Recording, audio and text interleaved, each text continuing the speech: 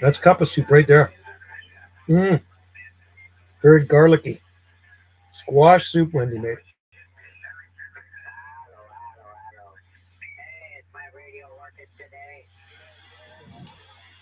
Anyway, join in. Stream going. Just started it.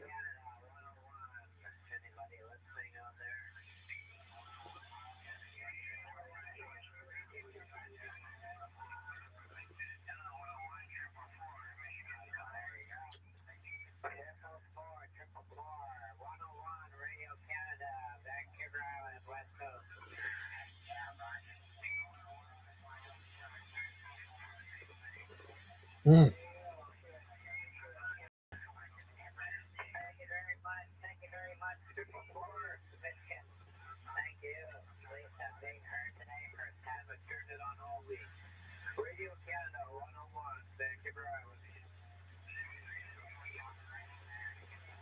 Mm. Good soup. Pop in. Don't be shy, guys. I got the radio going in the background. I'm kind of listening out of one ear.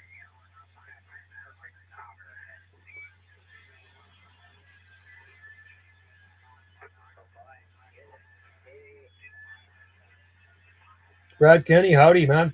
Good to have you in there. I just finished a live stream on my other channel about an hour ago. Said, you know what? For the palm nuts out there that join in my other live gates on my other YouTube channel, I says, I better do one on Banana JSSI. I did do one yesterday.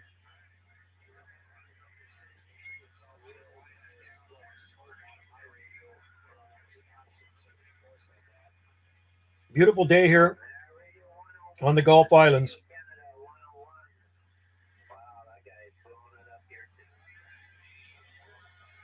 Hope all is well in your neck of the woods. Been a while since I caught one. Yeah, I did do one yesterday for about an hour and 30 minutes, something like that.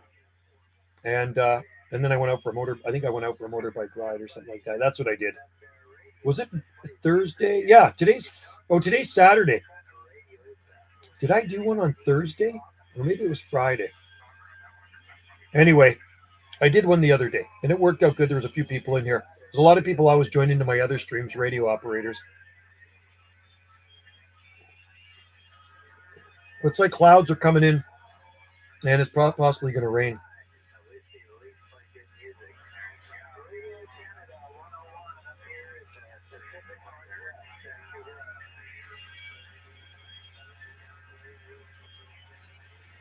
Noisy. Anyway, hope your gardens are growing well. It's growing well here, man. You know what? Our garden is so freaking happy with this weather. We had some rain a few days back, and it is very, very happy. Don't have to water anymore. I've rolled up the hoses until spring. My CB has been broken since last year. I really have to get another one. I have a decent amp. Oh, cool. So you got to get a CB. Well, you know what? There's lots of them on eBay, and you can actually even get them on Amazon now. Look on Amazon. There's lots of good stuff out there for pretty reasonable. Like, I bought that unit in, you can't see it from here, I don't think. Anyway, we have a unit in Bearcat, and I picked it up brand new in the box. The guy bought it, and then he decided he didn't want it, and I got it really cheap, man. It's an awesome radio. I really like the unit in Bearcat. Let's see if I can talk. I'm just going to see something.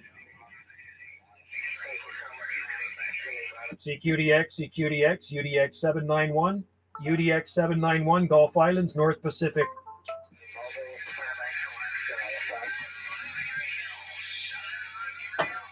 I hear Fairbanks, Alaska there. I just want to get to this guy. Hang on. I'm going to go straight northwest with the beam.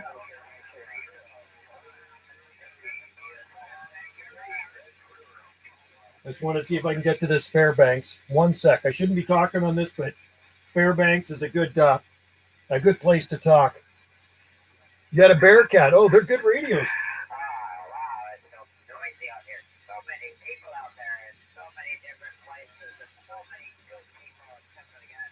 How about it, Fairbanks, Alaska? How about it, Fairbanks, Alaska, 791, Gulf Islands, North Pacific?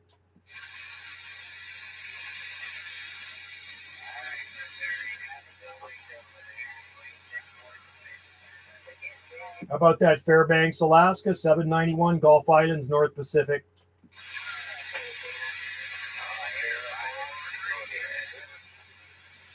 Not getting Fairbanks. I tried. Anyway, I like the Bearcat. They're pretty reasonably priced radios.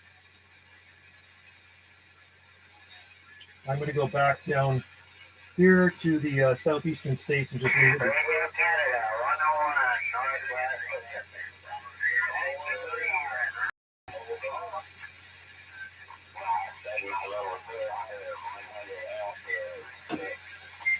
CQDX, CQ, UDX 791, UDX 791, Gulf Islands, North Pacific on the side.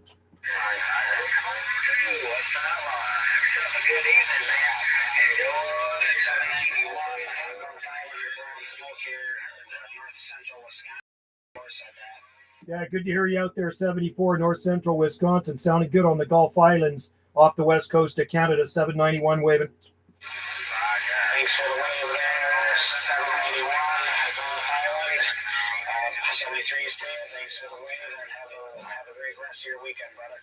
74, North Central Wisconsin. You as well, buddy. Cheers and beers to you out in Wisconsin. Thanks for the comeback, my friend. UDX 791, Gulf Islands on the site. Cheers and beers. Cheese and bees. Cheese and bees, that's good too, man. Bees make honey.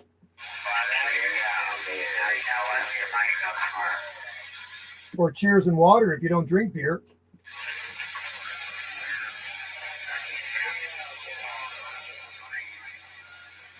Anyway, try to get another Bearcat. CQDX, CQ, 791, Gulf Islands, North Pacific.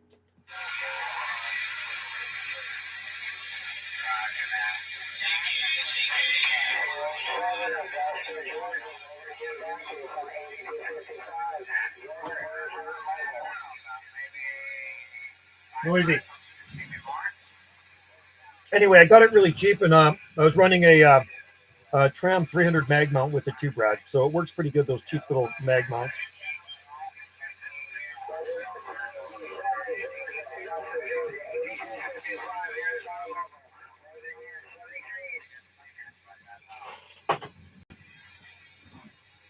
How about at 8255 Arizona, 791 Gulf Islands, North Pacific. 791 Gulf Islands, North Pacific, sounding great down here in the Phoenix area, man. Yeah, you as well. Phoenix area, sounding Q5 off the west coast of Canada, 791 with it. Roger that, 791. Have a good day, my friend. Have a good evening from 8255. Gilbert, Arizona Mobile. Take care, 8255 Arizona Mobile. Cheers, buddy. 791 on the site. Cheers and beers and bees. Cheese, cheers and bees. Check that. All right. Food, forest, permaculture. Warm day up to about 15 here today. Not too bad. It will probably soon. I forget how. It's lots of fun. Are they all sideband capable? Yes, Brad. They are sideband radios, the Unit Bearcat. There's one right. Can you see it right there? I'll point to it. There's a Unit Bearcat right there. And you know what's really nice about them? They got the full, digital readout. All of mine are sideband. Well, not all my radios are sideband, but most of them are sideband. I have very little sideband. That's not sideband, and that one's not sideband. But all my other radios are sideband. Anyway, yeah, it was sunny today, 16 there. Yeah, we hit 60 degrees Fahrenheit. So we were 60 here. And I actually started overwintering a few things, food, forest, permaculture. You'll see the video. I'll put it on tomorrow. I covered my Yucca gigantea, which I make a simple frame. It takes me about 15 minutes out of PVC, and I throw a plastic bag over it.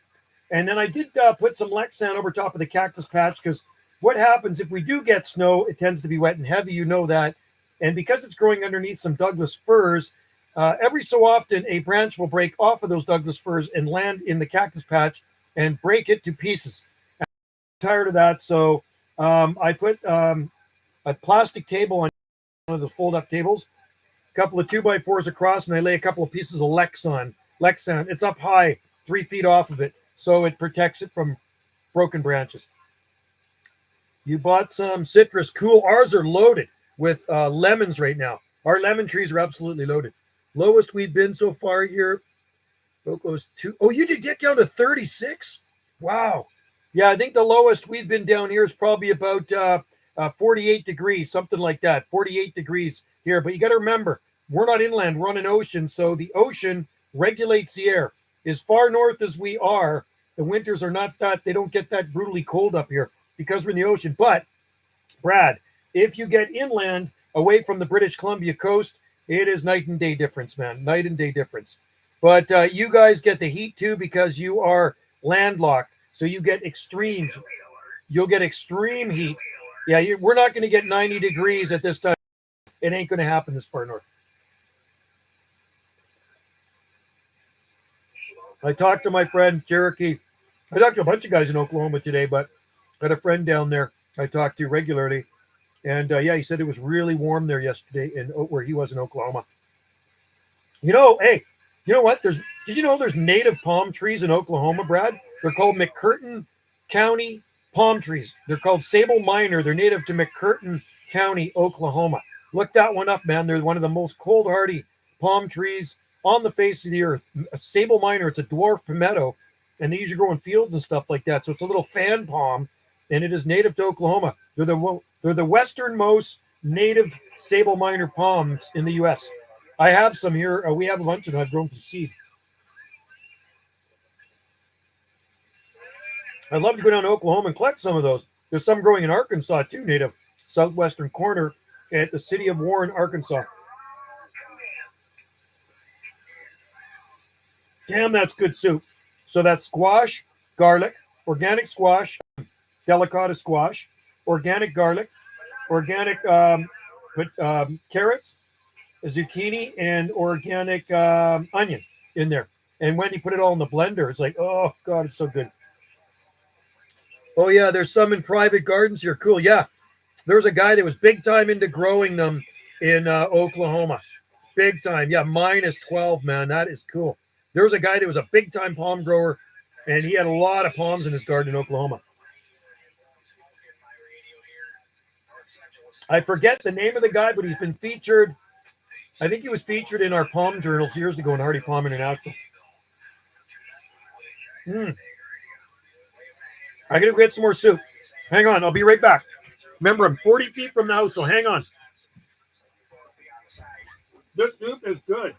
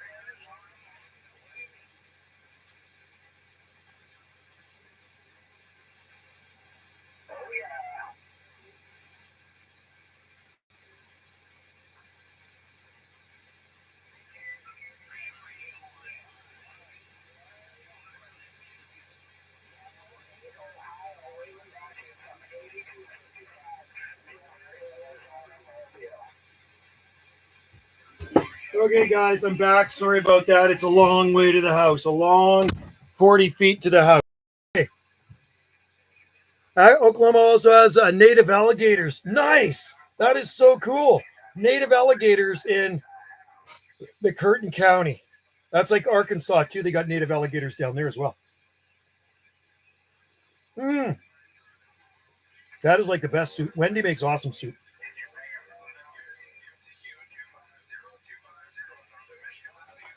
I'm going to turn this off. Hang on. Now it's starting to get in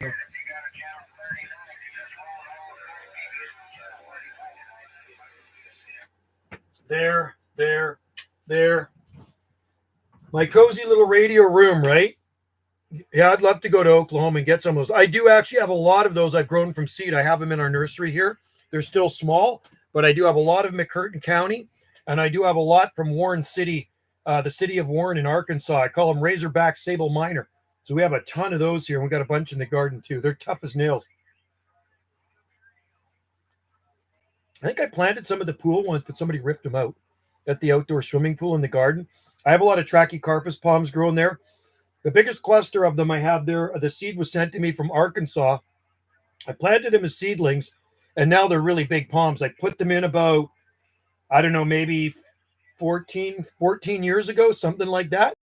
They're just thriving. There's like a cluster of them. I just don't like the way the new Parks Department guys that say I retired from there, and then they got a bunch of greenhorns in there. And I don't want to badmouth them, but they don't know how to look after palm trees, and they butchered them. I mean, Oklahoma sounds like a cool place to live.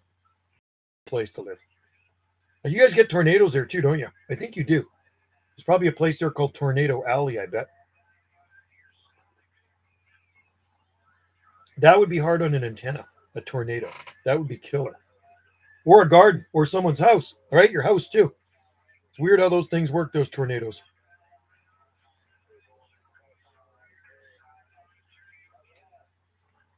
So, McConey, I think, is in the southwestern or the most western part of Oklahoma. Correct me if I'm wrong. Mm. Sub-zero palms. Needle palms will work good in Oklahoma. Sable Birmingham would work good in Oklahoma. Sable Etonii probably good in Oklahoma too. And regular Sable Minor with variant Sable Louisiana.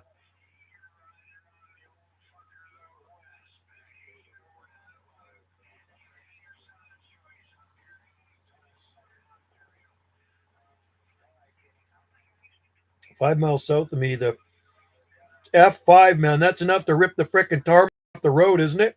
F5, that's as strong as they get. Isn't that? That's crazy. There'd be nothing left of a house or anything. If that ripped through our yard, it would probably rip all the trees up and everything. Holy crikey.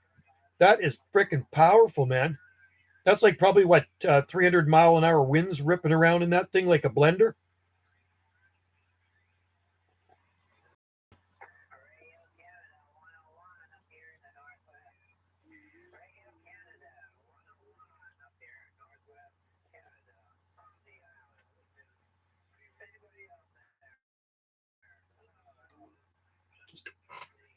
You're sounding good. 101 over here on the Gulf Islands.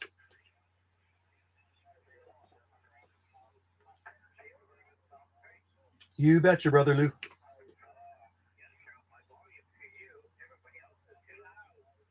Yeah, I know you're coming in good. I heard you out there. I'm just sandy bagging here. Yeah, you sounding good.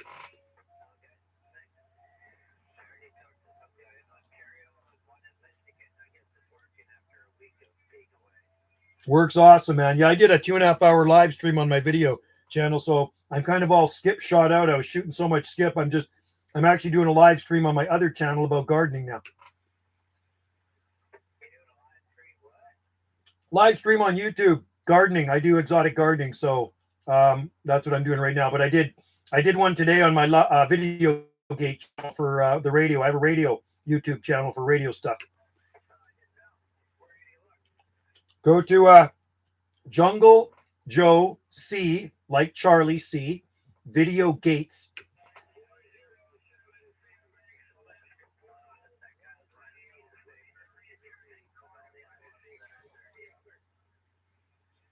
Yeah, you can find it on YouTube, and you can see the video gates. Anybody on there is going to make the gate. So, yeah, Jungle Joe C video gates. There's thousands of videos on there. You betcha. Jungle Joe C. That's like Charlie C. Video gates, like Garden Gate. Video gates.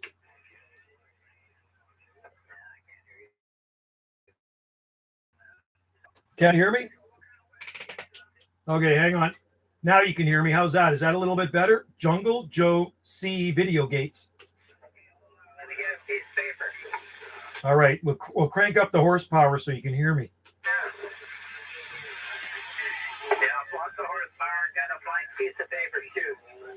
Okay, so right now I'm on Banana JSSI, my gardening channel. So my YouTube channel for radios, the radio one is Jungle Joe C, like Charlie, video gates, and not games, gates, like Garden Gate, video gates.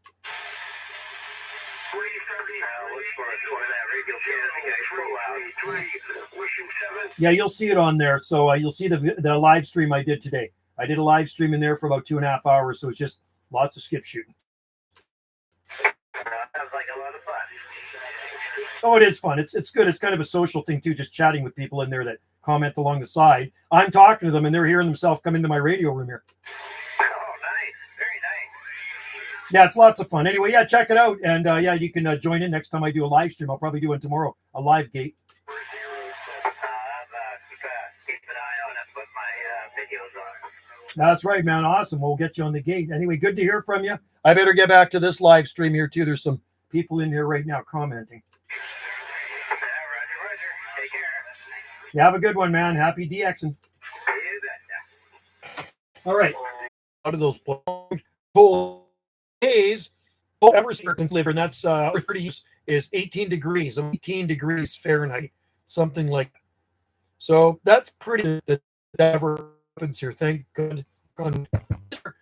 The man, they get the storms there, and it's really on the antenna system. You're running an antenna, right? Especially a big. Imagine I'm just relaxing in the radio room. Never ever get a tornado like that again. We had a really wicked.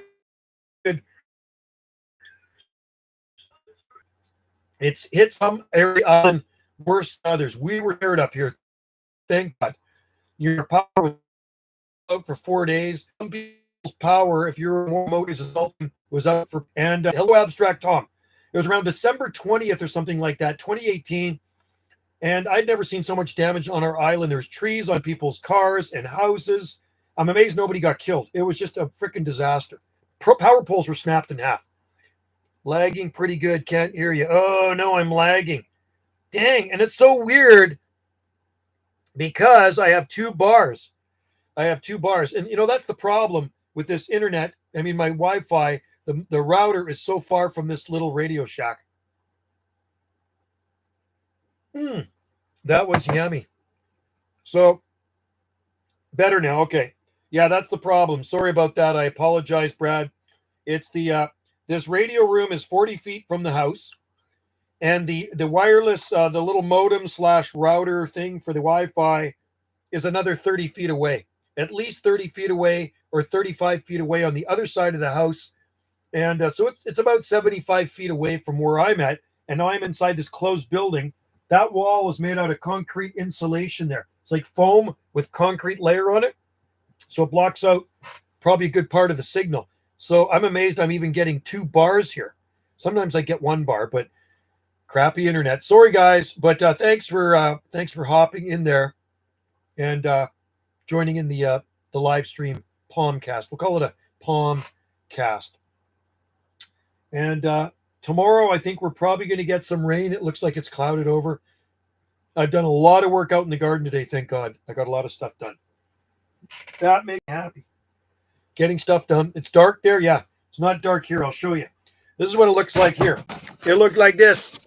It's light out there. You see, that's what it looks like here. It is light. We are Pacific Coast time, right? Same time zone as Los Angeles. So some people, where did I drop my water to? Where did my water go to? Some people ask me, well, what's your time zone there? Well, it's the same as Los Angeles, the time zone. but it won't be long before it's dark. You know, we changed the clocks back. I think we flipped the clocks back in another couple weeks. I think it's beginning of November, right? I'm in Chicago area, Central Time. I wonder if there's a lot of lights around you. Is there? So when the lights go out, like when it gets dark, there still a lot of street lights and stuff where you are. See, because when it gets dark here, it is pitch freaking black. There are no street lights anywhere near me, and it is freaking black. And it's even rare at night you see a car go by.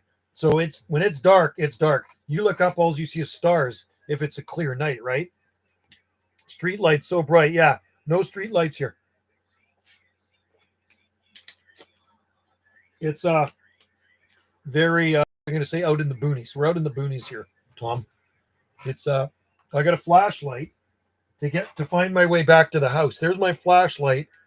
That's so I can find my way back to the house. Otherwise, that's how dark it is here. I can't see anything when I stand outside. There's no high rises. I think the highest building there might be 3 stories, maybe something like that. 4 stories max. But those are like apartment buildings, maybe some offices, maybe 4 stories max, something like that. Right? So nothing major. And here the highest building is on Salt Spring, 3, maybe 2 stories. I don't think there's anything over 2 stories here on Salt Spring Island, like for commercial use. I don't think you're really allowed to build over that. So there's no high rises here on Salt Spring. I can't believe how much skip is still coming in on the radio. You know what? Wendy brought me a slice of that pie earlier, and I kind of wish she would have given me the pie after I had my dinner. Or are we lagging? Sorry about that. It's 2 hours and laggy. Laggy. Anyway, I hope we do get some rain. It'll be really good for the garden. Here it's like a freaking jungle out there. It's a temperate North Pacific jungle out there. Lag, eh? Bummer. Sorry about that. I mean, my bad Wi-Fi. That's not good. Not good.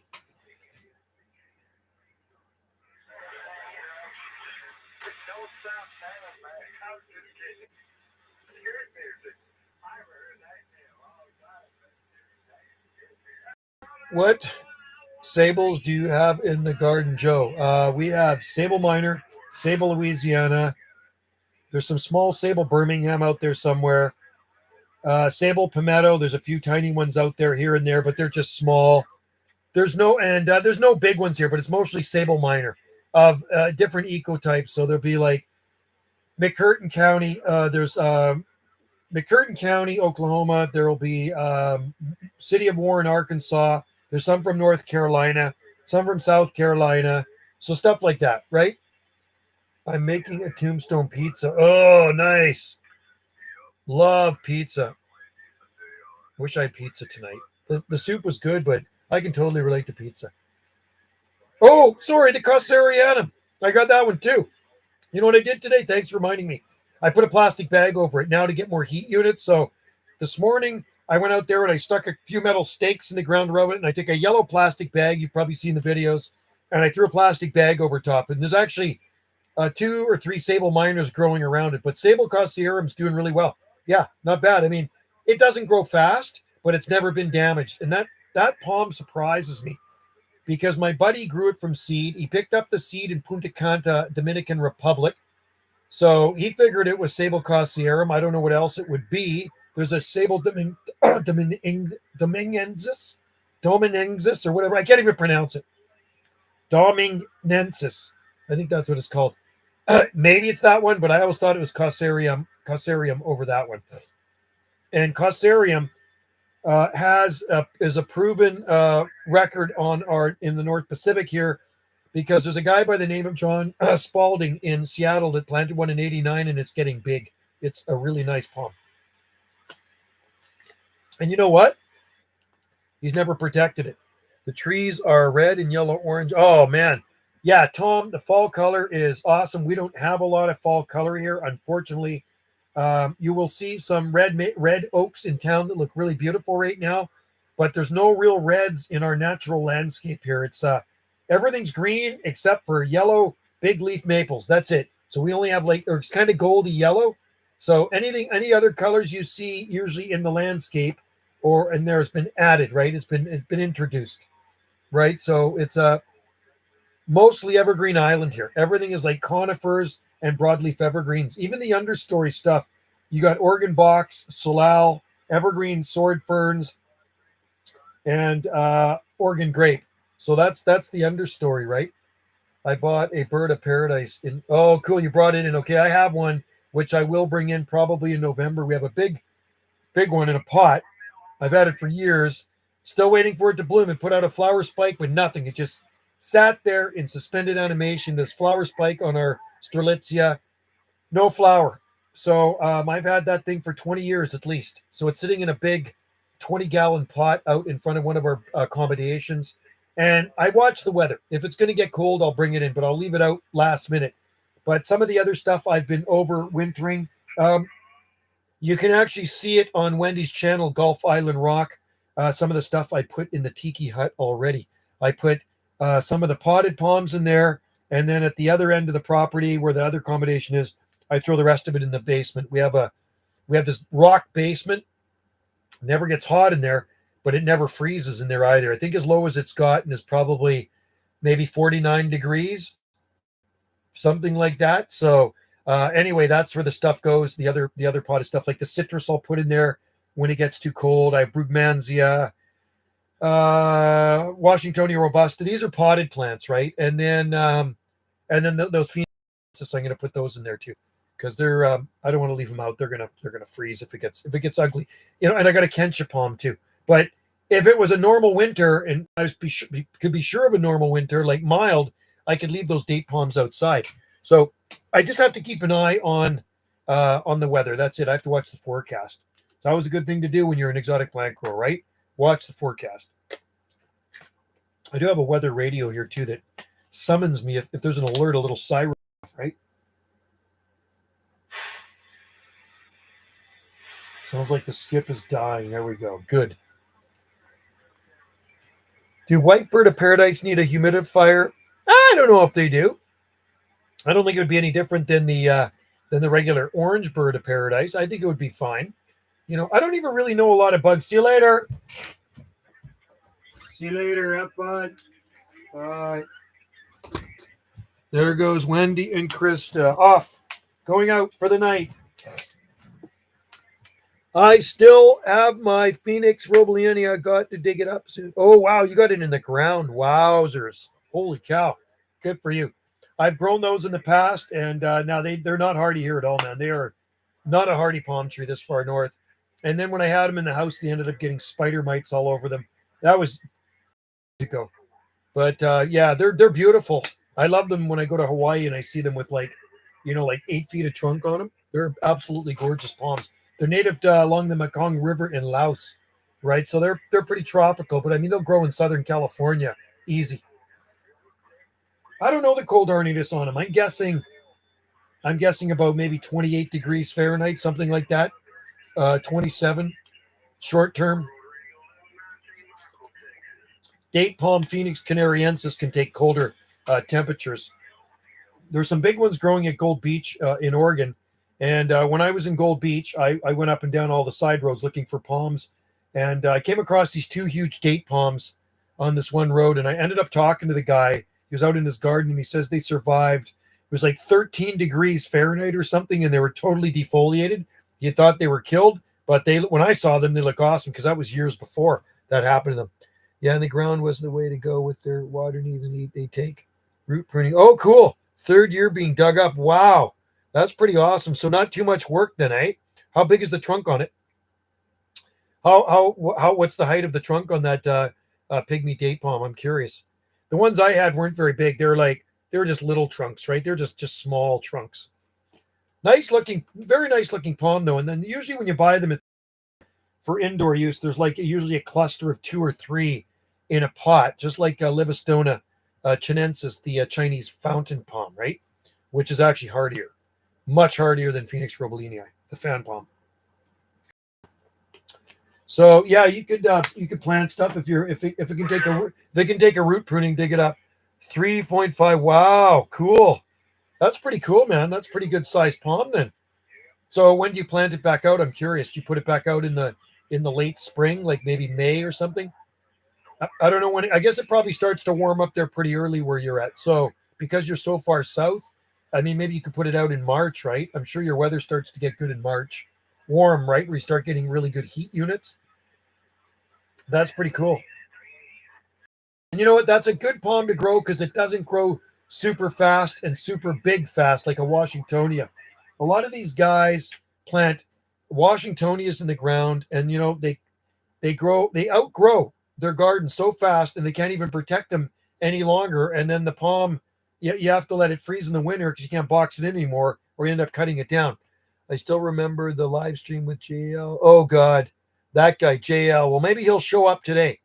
We haven't seen him in a long time. That's the Nova Scotia palm grower, supposedly. Yeah, March 31st this year, I will let it. March 31st this year, I let it a light. Yeah, light frost should be fine, Brad. So March 31st. And then after that, you're probably good to go. But I know people that in colder climates like to grow Washingtonia robusta. And to me, let me turn this off. That's a no-no. A Washingtonia robusta, just because it's going to grow so fast, especially if you're in a hot climate, but get cold in the wintertime. And in no time flat, you got this this Washingtonia with 15 feet of trunk on it. And I don't know how you start. I don't know how you protect these things in a really cold climate. I would imagine if you can't box it in, you'd have to cut off all the fronds, leave the center spears, maybe wrap it up in heat cables, and then wrap it in some burlap and plastic or insulation, keep it dry. And maybe that would be the way to do it. Because I think there was a guy in Oklahoma that planted some big Washingtonias. And I don't know if they're still there, but there was a guy in Oklahoma that used to wrap them up every year. And I think they were in a public spot. You probably got to rent a bucket truck. Yeah, exactly. Do you grow pothos? Yeah, we used to grow pothos. I don't right now, but they're a very easy indoor vine, evergreen, variegated vine to grow. I think there's pure green ones too. When I was a kid, I had pothos. We used to sell a lot of those at the nursery where I used to work for tropical plants. Somebody would ask me, they would come in, do you have an easy to grow tropical plant for a beginner? I says, potho. I says, you can't kill those things. They take a lot, they take low light. They can dry a lot before the next watering. They grow pretty rapid too. So pothos are good. Is yeah, that's the thing. James palms, Washingtonia palms grow fast, but his windmill palms grow a bit slower. Yeah. See, that's the thing. James has a beautiful Washingtonia. I don't know what he's going to do in a few years. It's like Tom Kelly in St. Louis, Missouri, planted some Washingtonias in the 1980s. I think it was in the early 80s. Maybe it was in the late 70s. And then they grew to 45 to 50 feet tall. And he would scaffold them. He'd hire people to scaffold them in, and he would help. But they grew. They became too big for their britches, and he actually had to let them freeze. Let them freeze, and he had to get them cut down. So that's the worst thing, to watch something grow so beautiful and so big, and then you have to let it freeze and die. So I can't be bothered growing Washingtonia in the ground. I've tried them. They're not hardy here. Long, useless. But I have some in pots. I do have Washingtonias in pots, and I will bring them in. The other ones, I have 3 that I bring into the non-heated greenhouse. Then I have a bigger one in a 15-gallon pot I'll boot into the basement, right? But yeah, just a lot of work to keep those things going when they're too big, right? It's just too much work. I love pothos and lucky bamboo. Yeah, so lucky bamboo is actually not really bamboo. Hey, Palm Planet, good to see you in there. Lucky bamboo is actually Dracaena sandaria, but they call it bamboo. Look at it. It's not hollow, but it is a cool plant, and they call it lucky bamboo. Usually it's in 3 stems they'll put in water. I know the robustas you are talking about, they were tropical plant design. Tulsa, yeah, they all died. They never used heat and only lots of insulation. They all died. What a shame, man. Things are good, Palm Planet. This is my second live stream of the day.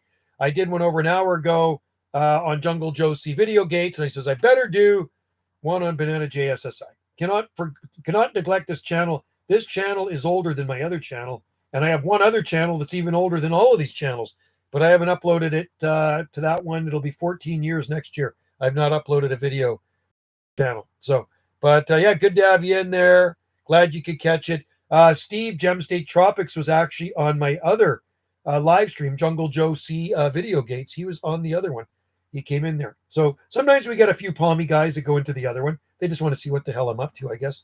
What's he doing over here talking about radios? Well, that's my hobby too. I have a lot of hobbies, right? So growing palm trees and exotic plants is one of my hobbies, and this is my other hobby too. This one has been my hobby longer than palms, than growing palms, but I've liked palms longer than I've liked radios. I've been into palm trees, like knowing about them and loving them more than this.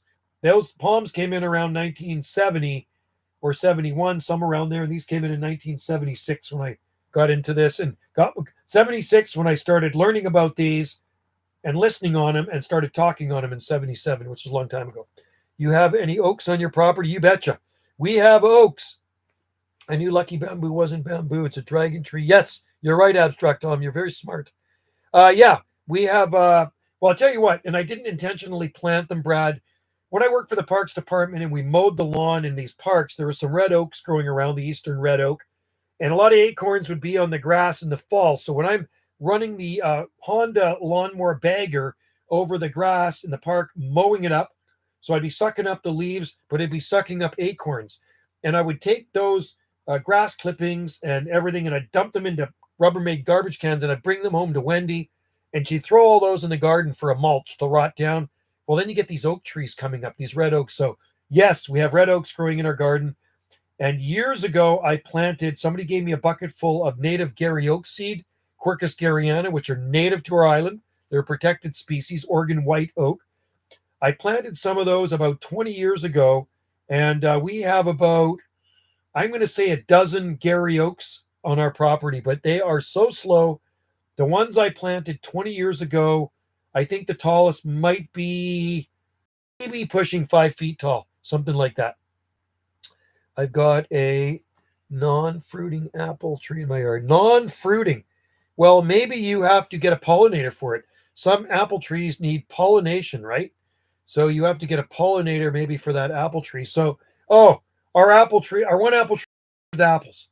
And I wanted to go down and pick those apples today. So I went down to protect the Sable Cossierum when I put a plastic bag on it. And I looked at that apple tree, which was growing near it. And the apple tree was bent right over, and all the apples were gone. Like, what the hell? You know what happened? A raccoon went up there and took all the apples on her apple tree. And it kind of uprooted. It's not a big apple tree, maybe a diameter about like that. And yeah, they uprooted this freaking thing. So the roots are showing and this and that. And I think there's ads playing right now. I thought about trying Quercus garryana here, but you could try it. You know what you should try? A lot of people grow live oaks here on Salt Spring Island, like Eastern live oak. There's lots of them here. There's lots of evergreen live oaks on Salt Spring Island that people have planted. Some of them have been in the ground, 35 years or so. But I planted a Quercus garryana. No. Quercus, not a Quercus garryana. Quercus agrifolia. Gary oak is Quercus garryana. I planted a California live oak beside the Central Hall, the cinema, in 1998, and it's a huge tree now. Joe, is Pacific Madrona the only BLA native to Canada? No. There is also Pacific wax myrtle on our coast. Look up that one. Myrtica, Pacifica. There's Pacific wax myrtle trees, and they're only native here on the islands. And we have 1, 2, 3, 4. I think we have 4, maybe 5 Pacific wax myrtles in our garden here. So look that one up. Pacific wax myrtle. I have YouTube videos of them here, and you can look them up, see how big they are. They're beautiful trees, and lots of them in Tofino. You see a ton of them in Tofino, Pacific wax myrtle. I love them. The only 2 broadleaf BLEs in all of Canada grow here. Manzanita too. We do have manzanita here too. So if you class it as a tree, some people class it as a shrub. Biggest ones I've seen are about 12 feet tall, something like that, at least 12 feet tall on our mountaintop. So Arctostaphylos columbiniana is the manzanita, hairy manzanita. We have those here on our island too. I visited the Quartz Mountain ecotype Quercus fusiformis this summer in Western Oklahoma, the coldest climate. Wow, really cool. So those are hardy, very hardy trees. Abstract Tom.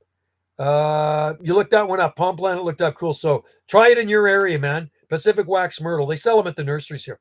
I've got 7 Desi U evergreen bushes. Oh, you were nice. We have a few yews in our garden here, but we have actually native yews on our island called the Pacific yew. So we have Pacific yews on our island. They're extremely slow growing. So I know where there's some big ones on our island with trunks on them like that. Those things are probably 400 years old, easily. Joe, I just filmed the 12-foot needle palm. Oh, cool. I got to check that out. I did a needle palm video. Did I do one today? Anyway, it'll be on. I don't know if it already uploaded. I'm not too sure. But anyway, I love needle palms. I'd love to see those in real life in Washington, D.C. I'll put out a video in a few days. Cool, cool. Nice. Love needle palms. I put the potted needle palm in the tiki hut. I shot a quick video this morning on Wendy's YouTube channel. You know Wendy's YouTube channel. Most of you guys know Wendy's YouTube channel. Is this working? This freaking mouse is on the fritz. Okay, so golf. Wendy's YouTube channel, and I shot a video of the tiki hut where I store our most precious potted palm trees. The bigger ones that go out around the accommodation stuff, I stick in there, which reminds me, there's another one in front of the accommodation up there I have to grab. It's in a pot tomorrow. There's a guy in Colorado growing quartz mountain live oaks are minus 19F while still young. That is hardy. Minus 19. I also filmed some Asian live oak species in Arboretum. Very cool. Oh, cool. Asian live oak. They would be evergreen. Like the Quercus agrifolia, the California live oak or holly live oak is, it's got kind of serrated leaves on the edge. And this is the way it worked. I plant palms all over Salt Spring. I've been doing it for years in public places. It's called guerrilla planting. It's kind of like a graffiti artist putting his tag somewhere. Well, I put palms in places, all right? I don't ask. I just do it. I've always done that. And so anyway, it was, I think it was the spring of 1997 or 98. Sorry, 98. I think it was 98. I bought, and I didn't grow it. I bought a small palm tree at the nursery, and it came up from Monrovia, California. So it was a California grown trachea. But in that pot, there was a tiny Quercus agrifolia that obviously self-seeded from the nursery. They probably had a big live oak there. So there's a little baby Quercus agrifolia there in that pot. I didn't take it out. I just planted the palm with the live oak beside it. The palm tree has about 6 feet of trunk on it. And the Quercus agrifolia, I'm going to say it's taller than a 2-story building. And it's got this massive trunk. So you got this palm tree growing side by side with this Quercus agrifolia growing up through the tree. You'd have to see it. It's cool. Wow, Quercus salicina. Nice. Sounds cool, man. Very cool. Young Glauca. Yucca Glauca is nice and hardy. Yes, Glauca is a nice plant too. I like them. They're cool. I have to look that oak up, Palm Planet. That sounds cool. Another nice plant we grow here from California, we have a tree of it in our garden, is Heteromeles arbutifolia, or Toyon California holly. Beautiful. And we had people visiting here from California, and they stayed at our B&B, and they said, that's a Toyon. She knew exactly what it was because nobody knows what that tree is. Girdluskia, I'm growing a Trachycarpus wagnerianus in Germany, 51 degrees outside, and it's doing great. That is awesome. There's some nice palm trees grown in Germany. I know that for a fact. My uncle has 4 red oak trees that were planted in 1909. Whoa, that is cool, man. 114 years ago. Very cool. Yes, we have redwoods. We have 3 redwoods on our property, and they're way away from this garden here. I planted them as saplings. So we have the Sequoia dendron giganteum, and then we have the Sequoia sempervirens or sempervirens, what do you want to call them? The coast redwoods. We have the blue one, and we have the green one, Aptos blue. And actually, I just shot a video the other day, and you can see it on this YouTube channel. Palm trees grow well with coast redwood trees. And there's lots of big coast redwood trees here, big ones, and lots of other redwoods too, really old. If you want one of the coolest oaks ever, check out Quercus terramara. Thick and feel. No way. Really? Are they evergreen? That would be cool. I got to write that down. I'll probably get, where's my book here? That is cool. It's good to find out about some of these different trees, right? So, and also Palm Planet said, I got to look that up too. Quercus salicina? Salicina. I'm going to Google that.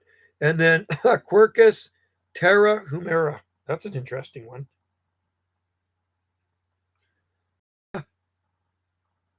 Where did that go? Terra humera. Very interesting. Well, thanks for that. I'll have to check those out.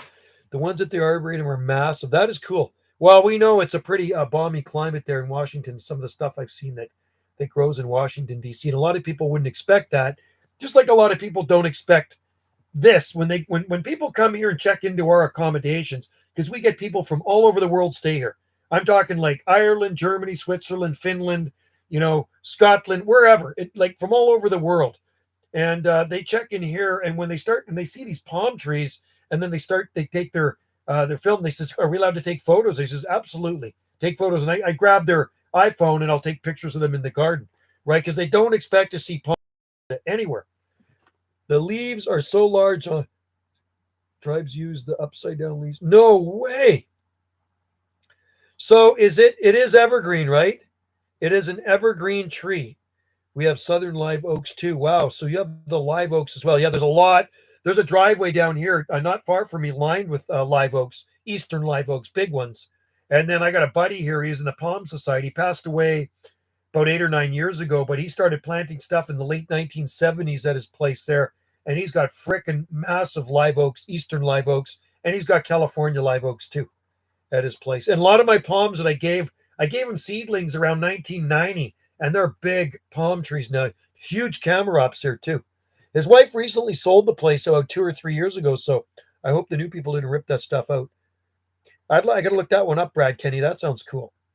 The African American Museum here in Southern Live Oaks with Spanish moss. Cool. Spanish moss. There was a guy in Seattle growing Spanish moss. You know that? There was a guy in Seattle growing Spanish moss. Now, we have a plant here that hangs off the maple trees and stuff, and it is, what do they call that? Witch's hair or witch's broom? Witch's hair. And it looks like Spanish moss, but it's not Spanish moss. It's a type of lichen. I have videos of it here. Moss is native, just a couple hours in Maryland, border in Virginia. That is cool. I like Spanish moss, especially the old live oaks. So this, the leaves are so large on Terra humera that local tribes. So that's what I like. I love plants with large leaves. So now I'm looking at our. Actually, I'm going to go grab one. I'm going to right here. I got something right out my door here. Right out my door. It's still light out here. I can see what I'm doing. Let me just grab something here, folks. Hang on. Hang on.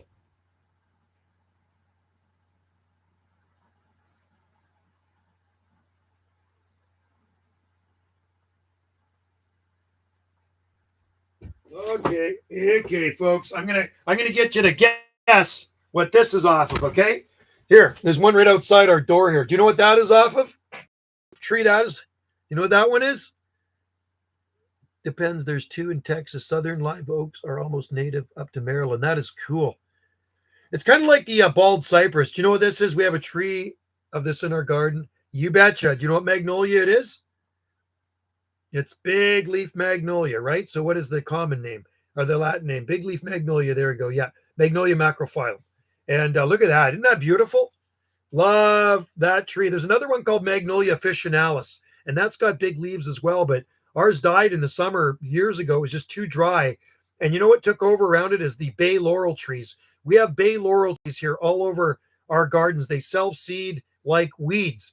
So bay laurels kind of overtook the Magnolia officinalis, and it's all bay laurels were the other officinalis. But this is a large leaf magnolia I'm looking at right now with beautiful leaves, man. You could use those in artwork. Aren't they beautiful? I love them. Big leaf magnolia is native near here. Cool. That's awesome. I should preserve that. There's a bunch of them laying on the ground, but the tree still got them all over it too. But look at the back of it. That is just like so cool. Anything with big leaves that looks tropical is nice. And they do get nice flowers too. So the name of our accommodation here, one of them is called Magnolia Petal because Wendy's got a lot of magnolias. We have a lot of evergreen magnolias, but it's called Magnolia Petal Accommodation. And the other one is called Arbutus Blossom. Arbutus Blossom is at that end of the property. and it's sitting underneath 120-foot tall. Two of them arbutus trees, Pacific madronas. Then there's another 100-footer or so there. We have big arbutus trees all over our property, and they self-seed like freaking weeds. There's millions of arbutus berries all over the place now. The birds are up in the trees every day. The robins eating them, but the ones that fall on the ground just grow, right? So anyway, that's beautiful. I've seen one of those magnolias at the Arboretum in Seattle. Cool. Right. And yeah, they grow easy there. And another nice plant to grow, another nice tree is Paulownia tomentosa or Catalpa bignoides, if you like big leaves, right? Southern magnolias are one of the most common trees here. Yeah, and they grow easy. They like the heat, right? I don't know how we preserve this. I mean, could we press it between a giant book or something like that, like pages of a book?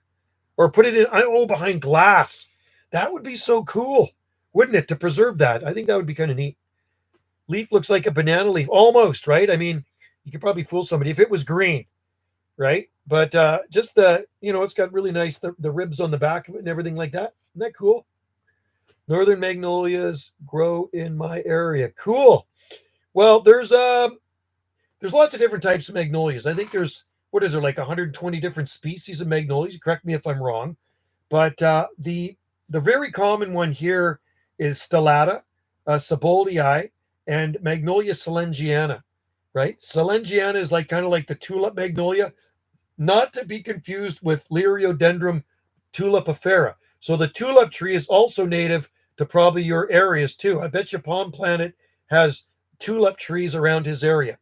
And the reason they call it a tulip tree is because the leaves are shaped kind of like a tulip, but they do actually have tulip type flowers on them too, right? So that is a very nice tree.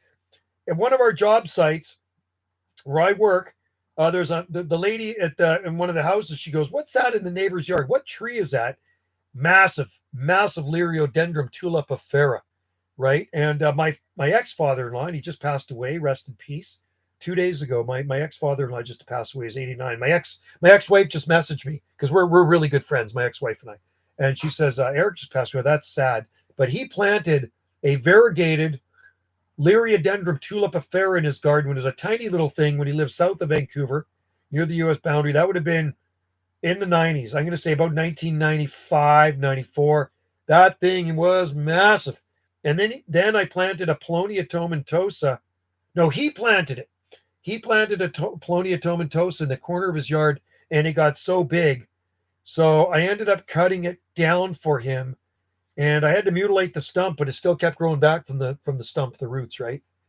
Right. Northern magnolias grow in my area in Chicago. Cool. Very, very cool. Anyway, most of you know that our bananas have diminished in size. So we're on a well here. We get our water from 200 foot down a well. We have our own well water here on our property. And because we run 2 accommodations and we have big gardens to look after and irrigate and stuff and a nursery, I neglected the bananas. I just, all last summer, I didn't water them. The summer before that, well, this I did. Sorry, I did give them water this summer, but the summer before in 2022, I didn't water them at all. They went from these massive bananas, like 16, 17 feet tall, to I thought they pretty much had died. And so now they're kind of coming back. A few of them came back. They're not very big. I think the biggest one might be 4 feet, something like that. They're not like Hal Saloon's banana down the road where he's got a jungle of them, right? Tulip trees are good trees. I love tulip trees. Another one I like is bald cypress. Bald cypress also grows well in the northern states and into southern Ontario. I think they even grow in Ottawa. They're that cold hardy. Taxodium distichum, right? And we have one in our pond that I planted, I'm going to say 1995, 96. I don't know, somewhere around there. And it is a 40-foot. It's probably 40 feet tall now. It looks absolutely gorgeous, the bald cypress. And it's native there in Maryland. Cool. That's pretty cool. I love bald cypress. And another nice one is a metasequoia, is the dawn redwood, which not to be confused with the bald cypress, but it has the same growth habit, right? You guys know what the metasequoia looks like? That's the Chinese dawn redwood. That is a beautiful Beautiful tree. It's still light out here, right? It's not dark yet. So it is 6:08. Is it 6:08? Well, what the heck, man? This thing is wrong. Let me just set this. This thing is wrong. I got to set this here. Hang on. Mode. 12 hour. Oh, there we go.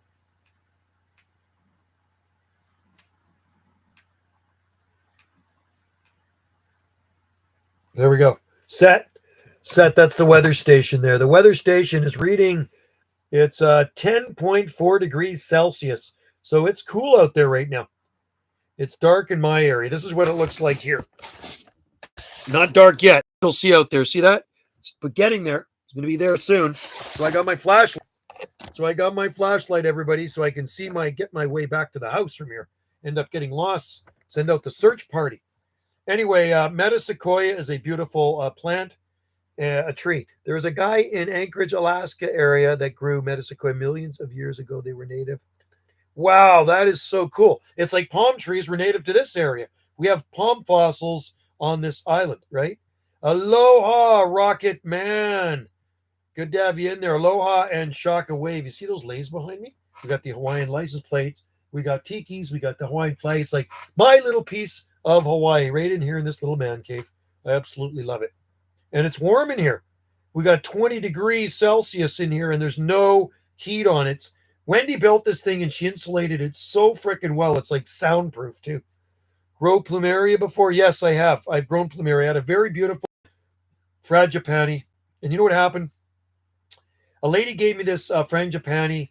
It was probably 5 feet tall. And I had it in the house because they're tropical. And it slowly started to die about 6 months later. And it's like, why is this thing dying? I'm doing everything right. Had it in front of the window. I misted it. Absolutely gorgeous plant. One day I came home and my ex, this is when I was with my ex, I saw the cat taking a piss in the frangipani pot. And I was pissed off. I was so mad. And it killed that's what killed it. The cat kept pissing in it in the frangipani. Joe, someone posted some big Washingtonias on Vashon Island near Seattle and on Palmcast. No way. Really? Cool. Vashon Island, which is just near Seattle. Very, very cool. There was one that grew in Seattle for a long time, but it finally died, I think. I think it died. Oh, cool. Okay, I got to check that one out. Palm Talk. Yeah, it did suck. I was really upset because then when I saw Pam, she'd say, hey, how's the plumeria doing? I go, well, and every time I saw it, say it was doing well. And then months later, I go, well, it's starting to decline and I can't figure out what I'm doing wrong. And it was that bloody cat that killed it from peeing in the freaking plant. I was just like, oh, that irked me, man. And I mean, I'm not mean to animals, but, I says, out, stay away from the plant. So I put a bunch of rocks in the plant, but you know what? It was too late. The plant, it was already on a downhill spiral decline. And it ended up petering out, and that was the end of my plumeria. But I have brought plumeria cuttings back from Hawaii, and I never really had much luck with them.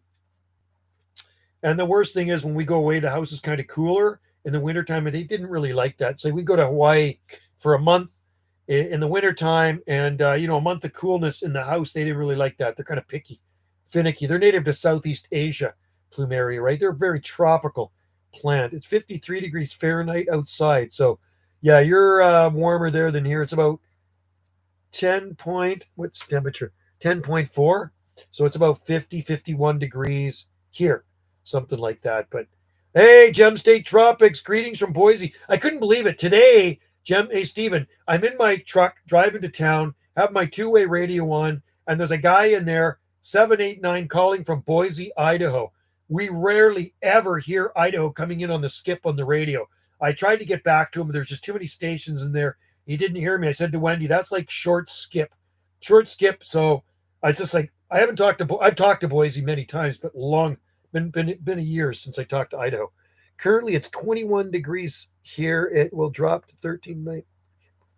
This one called Tricolor. Wow. 21 degrees Celsius and 13 at night. That's perfect, man. Yeah, it was Idaho, Boise. It wasn't you, was it, Stephen? I didn't get his name. It was 789 in Boise, Idaho. And I don't think he heard me. I mean, I can easily talk to Idaho here. on my at this station because this is a pretty powerful station. I get out pretty good on this.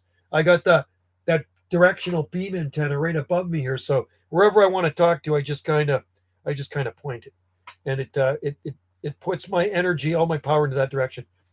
75-24. We need to get to Oklahoma. 24C in Oklahoma, man. That is awesome. Yeah, that's you're not going to get 24C here at this time of the night in late October, right? We're the third week of October. Ain't going to happen this far north. That's awesome, man. Soak that up. I'm happy for you. I'd like to be in 24 degrees Celsius right now. I'd love that, man. And that's the benefit of living in a more southern latitude, right?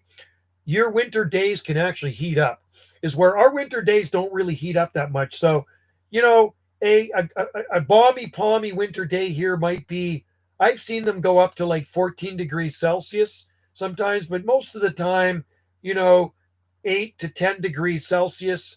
And nighttime temperatures, you're not going to get to freezing, which is 32, right? You know, you'll get down into the upper 30s or into the 40s. And there's not really a big difference between night and daytime temperatures. So if you're 48 in the daytime, you're going to be down around 40 maybe at night. You know, and it really depends if it's clear too. Rocket Man, yes, big drop this past winter most days. Yeah, 50s and 60s. So and you're at a little more southern latitude too. 80 Fahrenheit sunny for the past 2 weeks. Whoa, Idaho, love it. That's awesome. That is totally awesome. Currently 70 likes. No way. That is great, man, in Idaho. That is so cool. This past winter, most days were in the 50s and 60s in DC. That's warm. Yes, the big drop in temperatures is nice in the night in winter. Some days 25 in the day and -1 at night. So that's minus Celsius. Oh, is that Celsius or Fahrenheit? Not Fahrenheit. It's Celsius, right, Rocket Man? It's going to be 78 degrees on Tuesday. I didn't look at our forecast. I mean, somebody can. I think we got some rain coming. That's what I think our forecast is. Getting down to 35. I can look. I can go to the Southern Gulf Island forecast. Let's just see. Let's just see here. Southern Gulf Islands. Southern Gulf Islands forecast, 7-day. Our forecast is different than Vancouver and Victoria.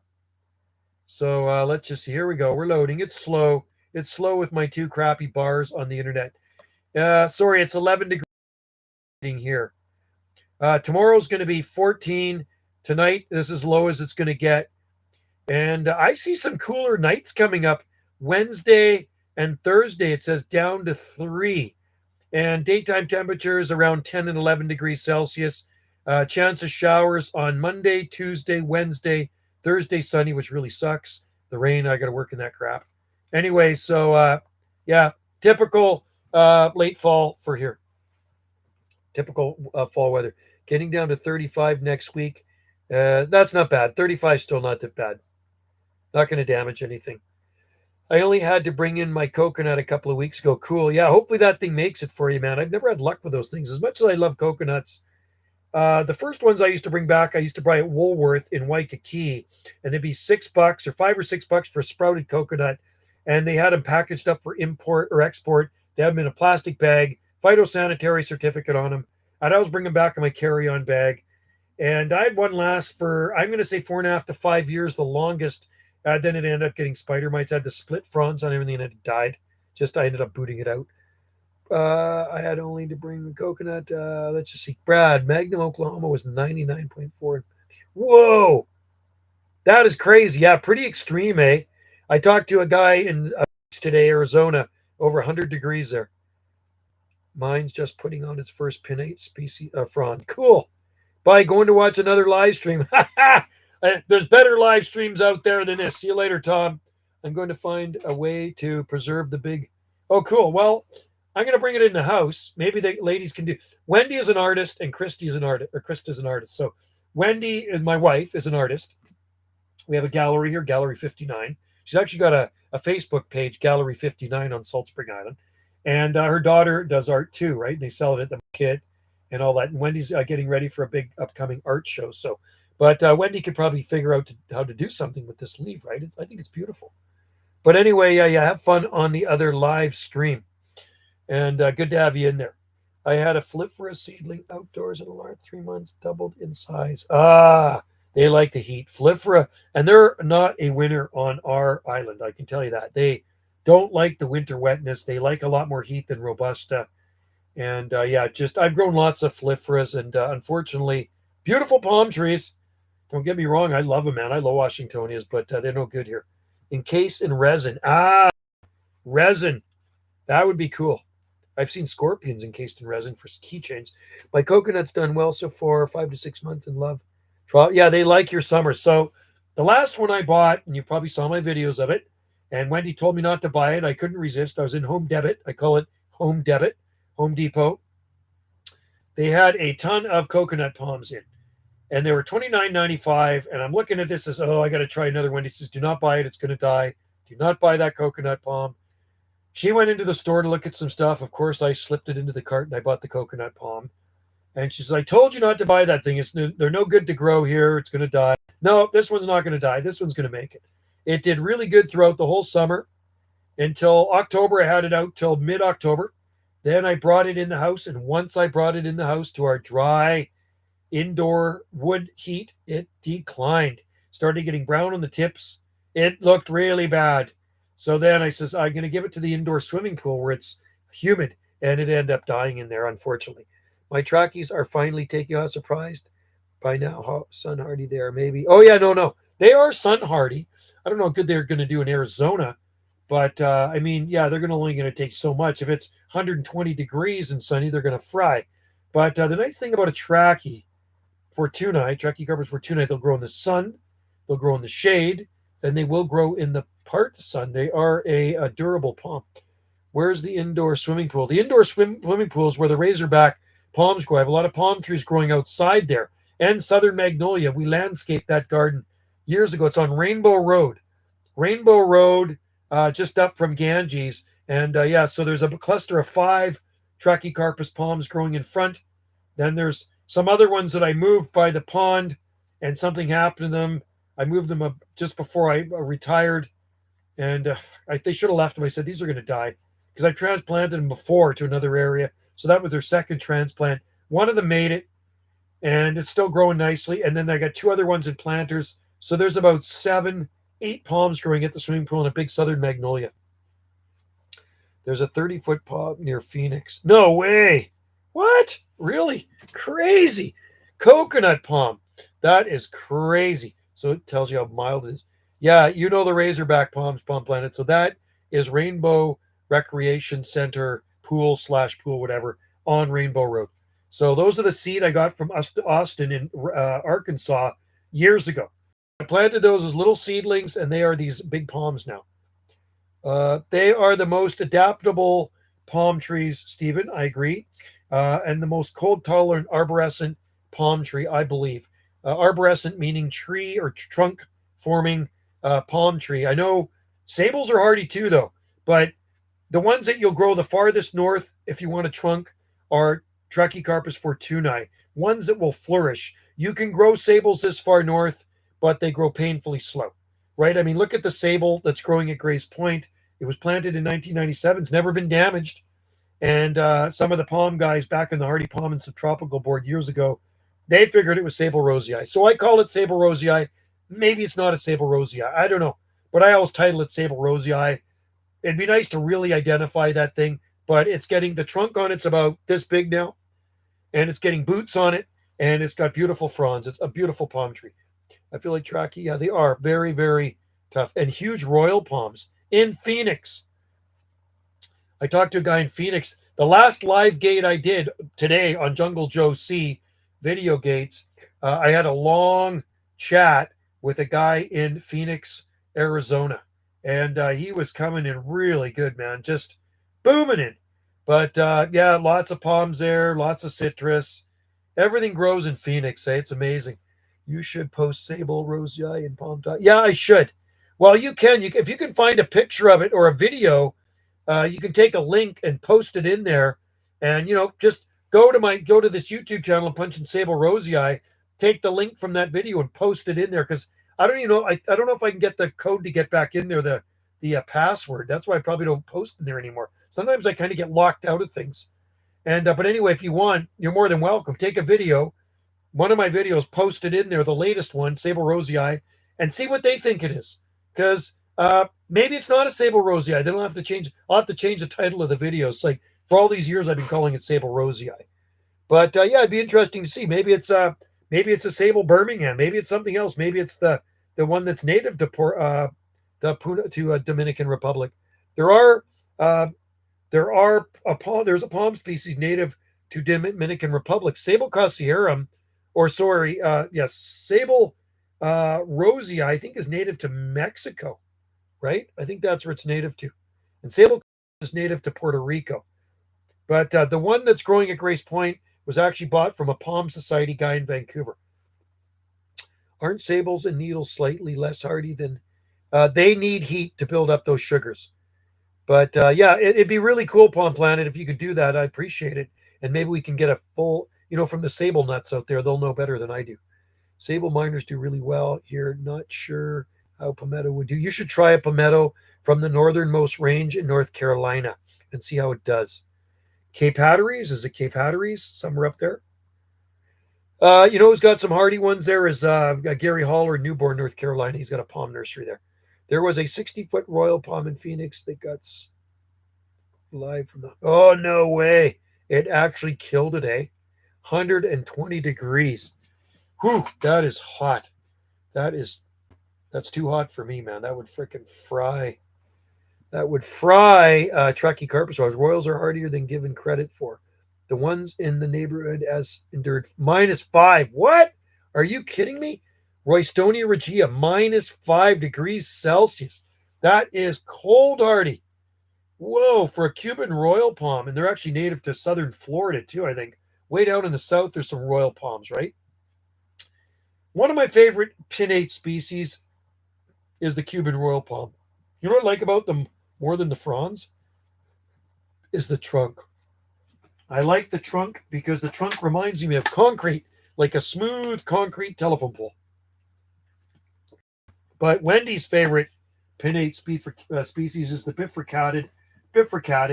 I call it the Woodicia bifurcata, which is a foxtail palm, and they're beautiful. Highs in the 90s, then in summer. Average highs in 90s. Wow, it gets so hot there. Yeah, there are trackies in Albuquerque where it gets over 100. Yeah, there's also Washingtonias. Lots of nice Washingtonias growing in New Mexico. My cousin, he just passed away this year. He lived in Albuquerque for years. He moved there from the island of Oahu. He used to live on the Hawaiian Islands. I visited him out there. He took me scuba diving. It's the only time I've ever scuba dived with my cousin Donnie, and he lived right on Sunset Beach. He moved there from the Big Island, and then it was just so expensive to live in Hawaii, and he moved over to New Mexico, and he lived there for over 20 years, and he loved Albuquerque. High elevation, but loved Albuquerque. Lots of cactus too.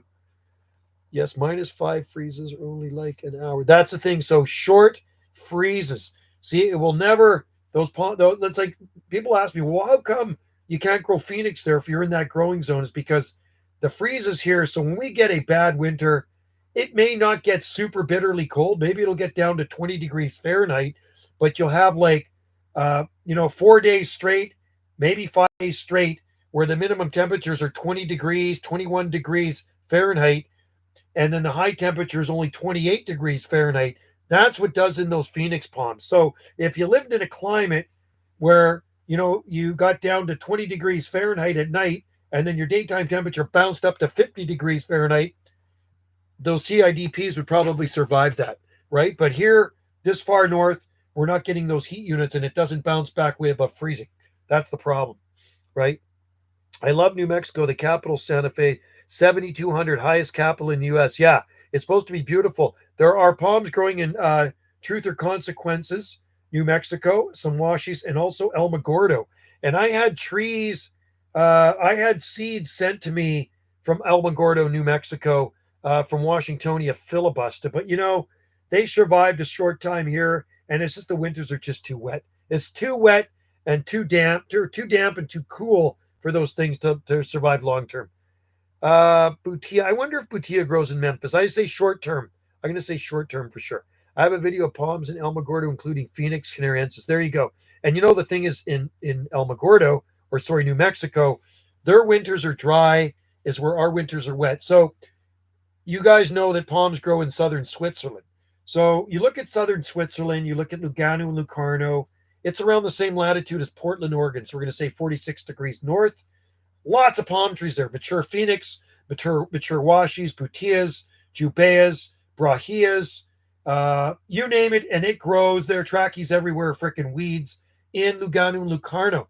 The difference between Lugano and Locarno, and it can get cold there, their summers are hot and humid, long, hot, humid summers, and dry winters. So dry and cool, sometimes cold, but dry winters. And dryness makes for hardier palms in the winter.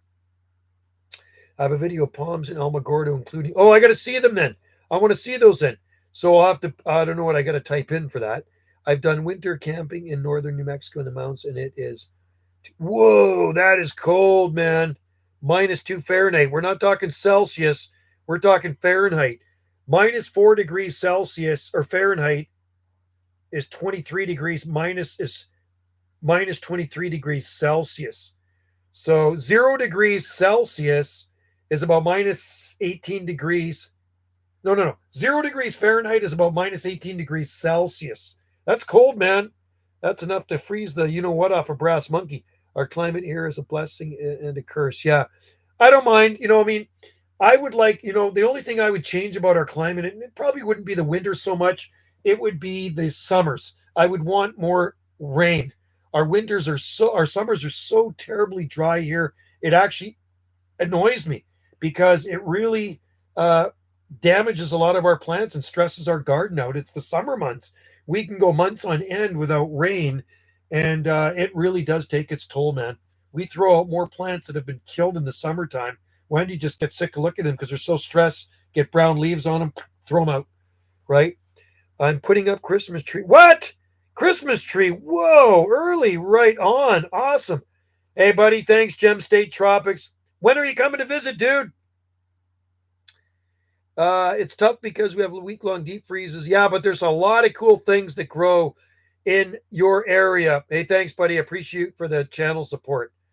And it's guys like you that keep this thing going, man. Thank you very much, man. I totally appreciate it. Like I say, when you come for a visit, you're going to be leaving with a lot of palm seed. You're going to have to smuggle back and palm seedlings, right? I'll give you a bunch of our seedlings. I'll even pull you out a Swampsonii.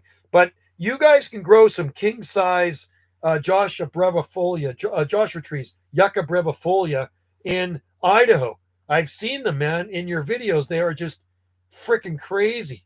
Giant Joshua trees. That is just absolutely amazing because I had no idea Joshua trees would grow that big, that far north. And they are just as good as any of the ones like at Joshua Tree National Park, right? That's very cool. Jesse's putting up the Christmas tree today. Right on, Jesse. I went for a hike yesterday with Wendy on one of the mountaintops there. Not on the very top, but close to it. And there's lots of these beautiful Douglas firs. And I look at these things. I says, I could come in here and hack one of these down, use it for a Christmas tree. My whole family and I are obsessed. Well, you know what? Christmas is good. Oh, no, you got to call that happy holidays now. I'm just kidding. I always say Merry Christmas when I see people, right? And I got to go to 2 Christmas parties this year. I've invited to another Christmas party. So where I work, the staff is at over 200. There's over 200 people where I work. And he puts on this huge Christmas party, massive Christmas party, the store. And then I've been invited. He has 4 or 5 more Christmas parties at different times throughout November to December 25th at his house. And he has a New Year's party. And I got an invitation last night from the store to attend which one I wanted to attend. So we're going to attend the one in I think it's early December at the owner's house. He's got a mansion in Victoria. They got rid of Christmas concerts and unreal. They got rid of Christmas concerts. That's pretty sad, man. I was like, what's wrong with these people, man? Christmas concerts. I used to love going to our kids when they were in school. I have 3 kids, right? My youngest son, Trevor, is going to be 24 in 2024. He's going to be 24 in July.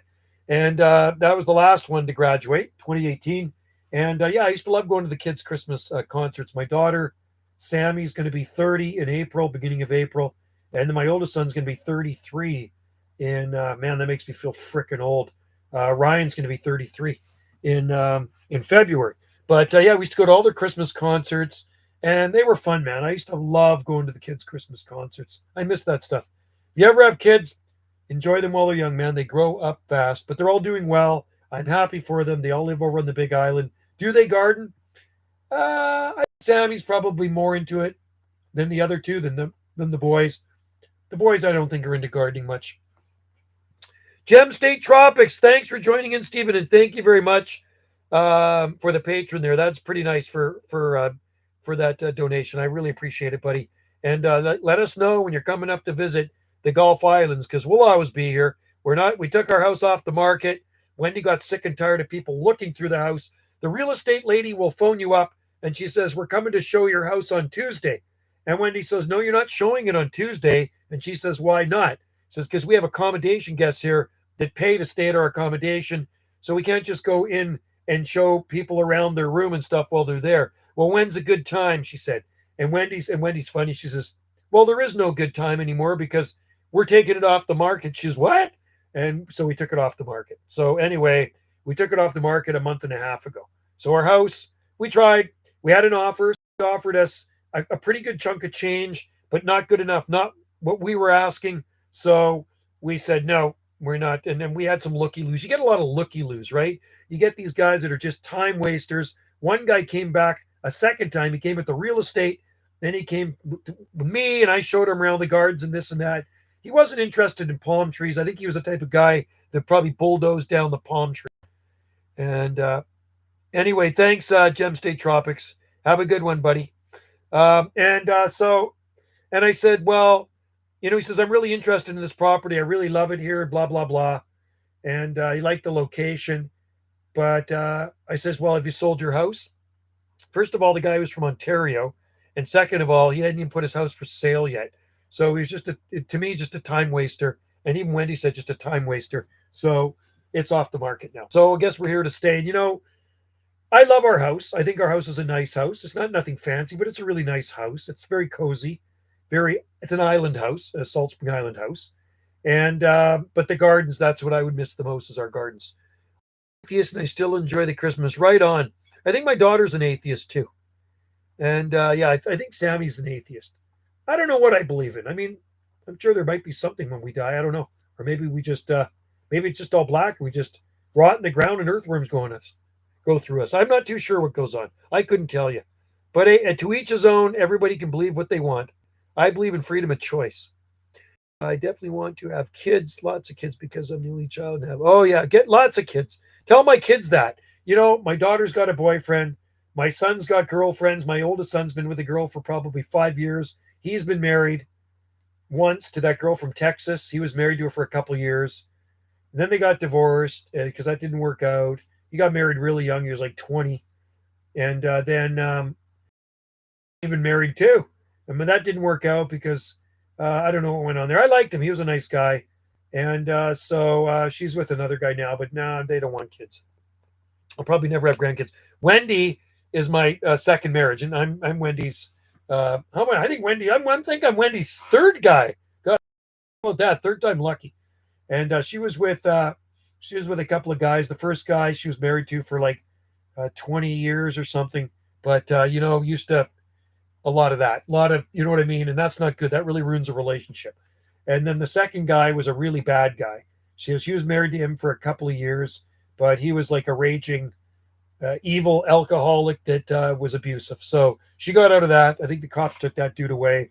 And then I met Wendy, and she lived happily ever after. I like Wendy. Wendy's a really cool chick.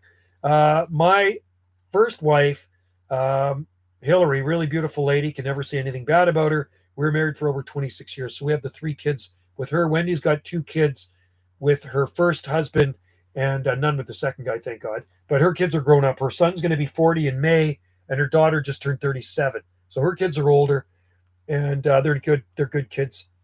And Mitchell's a good guy. He lives in Vancouver. And yeah. So I'm still friends with my ex-wife. She lives over on the Big Island. It's not that far from here. Your property looks amazing. I need to, man. Yeah, come up here sometime, man. You'd like it.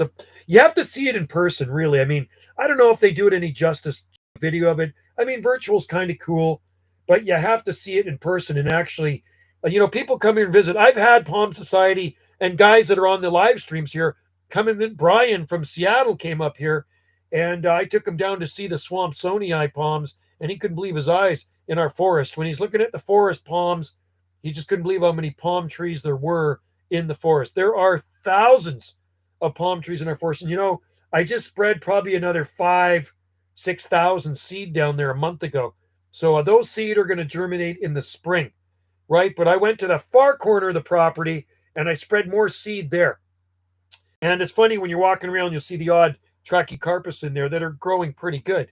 And they're totally neglected, but they're all freaking flawless. You look at them, it looks like somebody's fertilized them. They're so green because of the forest loam and the moisture, right? Very rich soil down there. Your property. Anyway, come up sometime and visit. I get along with everybody that grows palm trees. Everybody that grows palm trees is my friend. No young people want to have kids anymore because of the prop. Yeah, I know. I don't blame you. I mean, I don't know about the stuff that's going on in schools these days. Sure wasn't like that when my kids were in school. Like I say, Trevor graduated in 2018, and he works for now. He does well. He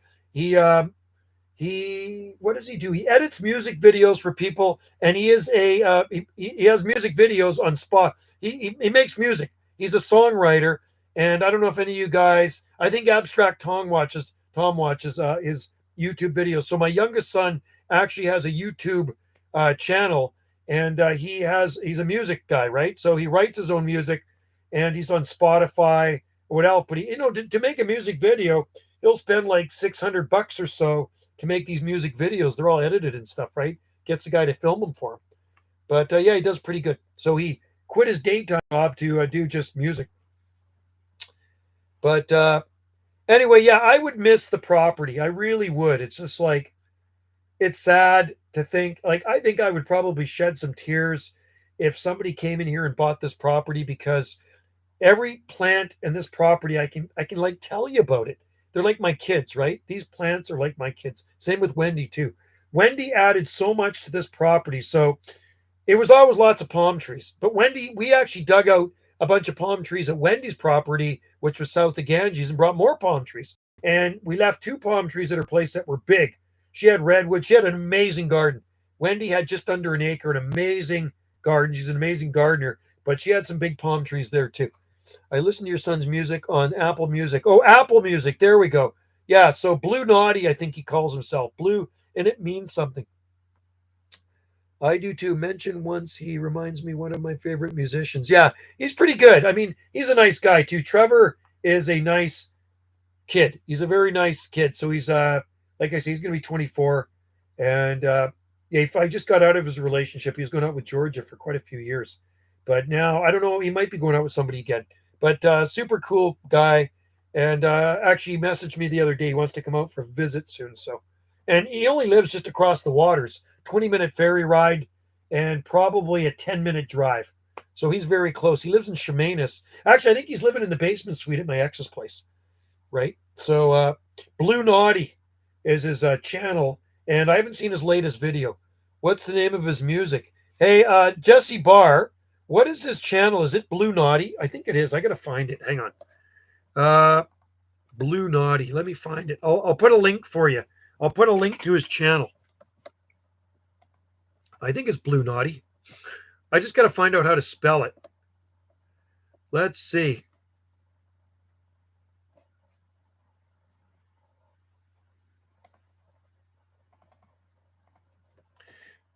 Blue.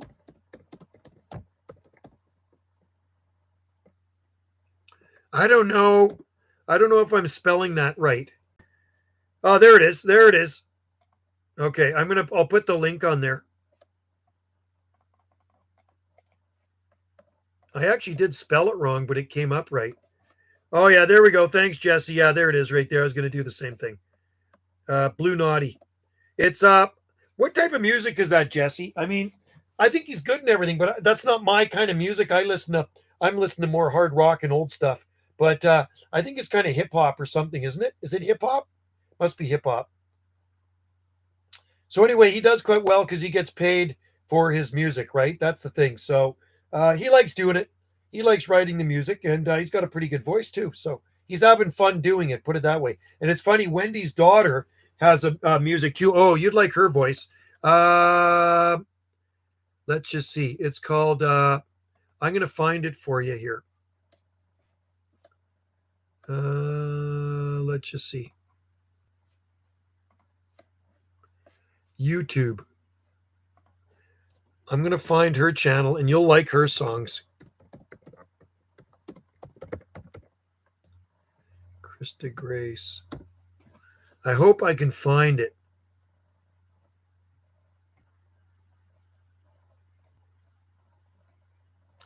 Is that it?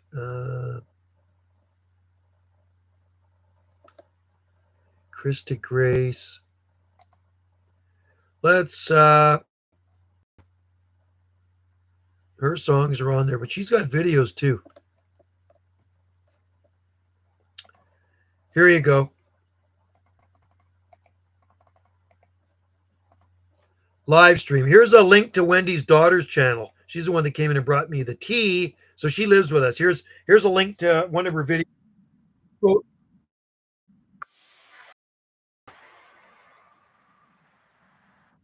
Okay, so that's Wendy's daughter's channel, Krista. I had to get some food from my work, but I'm back now. Oh, you got some food. I'm getting hungry. This soup was good, but I need more food. So anyway, that's Wendy's daughter's channel right there, the link. And she's got a really amazing voice. So she writes her songs and she plays the instruments too. The new wave of hip hop that's very inspired by early 2000s pop punk rock. Okay, cool. Yeah, I wasn't sure. Thanks, Jesse. I wasn't sure what it was. Good to have you back, Gem State Tropics, Steve in Idaho. Steven in Idaho. But yeah, so Brad, check out this link here too. This is also very good music. You'd probably like it. It's my wife's daughter's music, Krista Grace. Like I say, she lives with us. She's got some good videos out, and they're shot right here on Salt Spring Island. Actually, a lot of Trevor's stuff was shot on Salt Spring Island too, but he also shoots. He lives on Vancouver Island in Chemainus, so they're shot over there too. Yes, these days it would fall under hip hop rap genre. It's influenced by pop rock, pop punk. Oh, interesting. Okay, cool. I don't know. Has he put out anything lately? I'm not too sure what his latest upload was. I know he doesn't do them all the time, right? I enjoy hip hop quite a bit. Cool. No, I don't mind listening to it. I mean, it's fun because he's my son, right? So, but my style of music is quite a bit heavier, unfortunately. But I do like the 60s stuff. I like 90s. I like 80s. I like 80s music. You know what I mean? The big hair bands, Motley Crue, Ozzy Osbourne, Black Sabbath, all that stuff too, man. Yeah. But yeah, that's cool. Well, I'm glad you like it. And well, you can comment for him. Tell him you're a friend of mine. That's very cool, man. Right on. And well, if you're ever over here in Salt Spring, I'll make sure Trevor comes for a visit, right? Because like I say, he only lives. Oh yeah, I love Nirvana, man. Nirvana's freaking awesome. Collective Soul, Soundgarden, Pearl Jam, Red Hot Chili Peppers, Danzig, Scorpions. I love all that stuff, man. Freaking awesome. I like Pearl Jam and Soundgarden. I like the song Spoon Man. That's a good one. My dad saw it. No way. Cool. Nirvana. Well, Kurt Cobain, that was a Seattle band, right? The grunge. There's no genre I dislike except extremely heavy metal. Yeah, I don't like that screaming stuff. Like, oh, that stuff I don't like. It's funny, my oldest son was into that, and he was in a band, and you listen to these guys like, it's like, what are these guys doing, man? That's not music. Grateful Dead guy, I like Grateful Dead too. Actually, I gave away my Grateful Dead. Could have kept it. I never saw them in concert though. That's cool that your dad saw Nirvana. Right on, Palm Planet. I like all music as long as it's good. He also saw Guns N' Roses. Nice. And Soundgarden. Cool. I've seen lots of concerts. Lots of them. I'm definitely Linkin Park. I remember Linkin Park. Those guys are good. Really good. Linkin Park was an awesome band. I like that stuff too, for sure. Yep, 70s, 80s. You know what? If it's good music, back in the day, I absolutely used to hate disco. Back in the 70s, I'm listening to Black Sabbath and disco was going. I absolutely hated disco, but you know what? Now that I'm 59 years old, and if I hear a disco song coming on the radio or something, it's like, I don't mind that. It's actually got a good beat to it now. It really did. But people used to dress all disco-y back then, right? And that was not me. I was the headbanger guy, right? I was the headbanger dude, not the disco guy. I saw the Rolling Stones once in Seattle in 1981 in the Kingdome. October 1981, I saw the Rolling Stones with Jay Giles and Greg Kinban in the Kingdome in Seattle. It was awesome. I was 17 years old. It was a good concert. And we took a bus down from Vancouver, Nat Bailey Stadium. It was just a day trip and came back right after the concert. Right? It was cool. Brad Kenny, you're heading out. Thanks for popping in, buddy. Good to have you out there. May your palm trees flourish and pop it anytime. I got to do, now that the weather's turning, I'm going to do like live streams more on Jungle Joe C Video Gates. And I'm going to do, so if I do a live stream on Jungle Joe C Video Gates one day for the radio guys, maybe the next day I'm going to have to do one on Banana JSSI for the palm nuts out there. Palmophiles, they call them. That's what the Palm Society guys would call them. Palm nuts, right? So he's seen Rolling Stones 5 times. What? He must be like Wendy. Wendy, my wife, is a Rolling Stones fanatic. She's never seen the Stones, but she loves the Rolling Stones, man. Loves the Rolling Stones. But the coolest thing is, I'll show you something. Some of you've seen the picture before. You know Aerosmith, right? You know Aerosmith. So I've seen Aerosmith in concert, but we've also met Steven Tyler on the beach on Maui, and there's Wendy and Steven Tyler right there on her birthday. That was the last time we're on Maui in December 2019. Her birthday's December 6th. And, him and Liv were down there, and we come down to this beach, little beach. We're down there, and I see, okay, there's Liv Tyler, his daughter, and him, and he's hanging out with some other guys we know that in Maui, because we go every year, so we know people there. And I put my towels down where we usually do, Wendy and I, and there were some towels already down there, but I didn't realize they were his and Liv's towels. So he comes walking over, but Wendy and I are making some sand art. See the sand art behind him? See the on the behind them there looks like some art in the sand. Well, Wendy and I did that. I think it was a mermaid. And he comes over and he says, "That's really cool, man. I'll go get you something." So he go grabs a plastic shovel for us. He's got these 2 little Yorkie dogs, and they ran through our artwork. So I chatted with him, and I chatted with Liv, his daughter, really nice people. And I said, "Hey, Steven, would it be okay if Wendy got her picture with you because it's her birthday?" He says, "Yeah, that'd be cool, man." So there's the photo of Wendy and Steven Tyler, lead singer of Aerosmith, right? So I got it blown up for her, and I gave it to her for her birthday. He's a good guy. He's got a place on Maui. I like Journey. I love Journey, man. Journey, one of my favorite songs of Journey is Wheel in the Sky. Absolutely awesome song. Journey frickin' rocks. Make sure that's there. Love Journey, man. Never did see them in concert, but I've been to a lot of concerts. I've seen Motley Crue. I've seen Ozzy 3 times, Black Sabbath, Judas Priest, Kinks, David Bowie, Rolling Stones, Bryan Adams, Loverboy, April. It just goes on and on. You know what I mean? Lots. Yes, Triumph, Rush, Van Halen, ZZ Top. I've seen 3 times. Queen was awesome. Yeah. And Steven Tyler is a good guy. I saw them in January 1983 in the Coliseum. And who opened up for them? Pat Travers. I think it was Pat Travers. Really good band. I saw Genesis in concert. Genesis was really good. Really like Genesis. That was a really nice concert.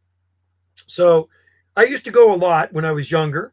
And but it's just so expensive to go to concerts now. I've seen Motorhead twice in concert too. Motorhead, it had to have been the loudest rock concert I'd ever seen was Motorhead.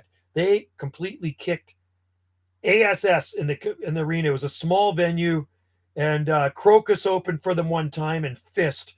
These are heavy metal bands, and man, they were loud. And the very first time I saw Motorhead, Spades, they opened up for Ozzy Blizzard of Oz tour in July 1981. It was $8 for tickets to see Motorhead and Ozzy, festival seating. Sit wherever you want. Crazy. I saw the Plasmatics. I think the craziest, strangest concert I ever saw was Wendy O. Williams and the Plasmatics. Check out those guys, man, the Plasmatics. Freaky, freaky. And I saw them in one. I only got to see Journey. Wow, use Asia. I got an Asia concert shirt, but I never did see them. It's an MTV one. It was a special edition. Very cool.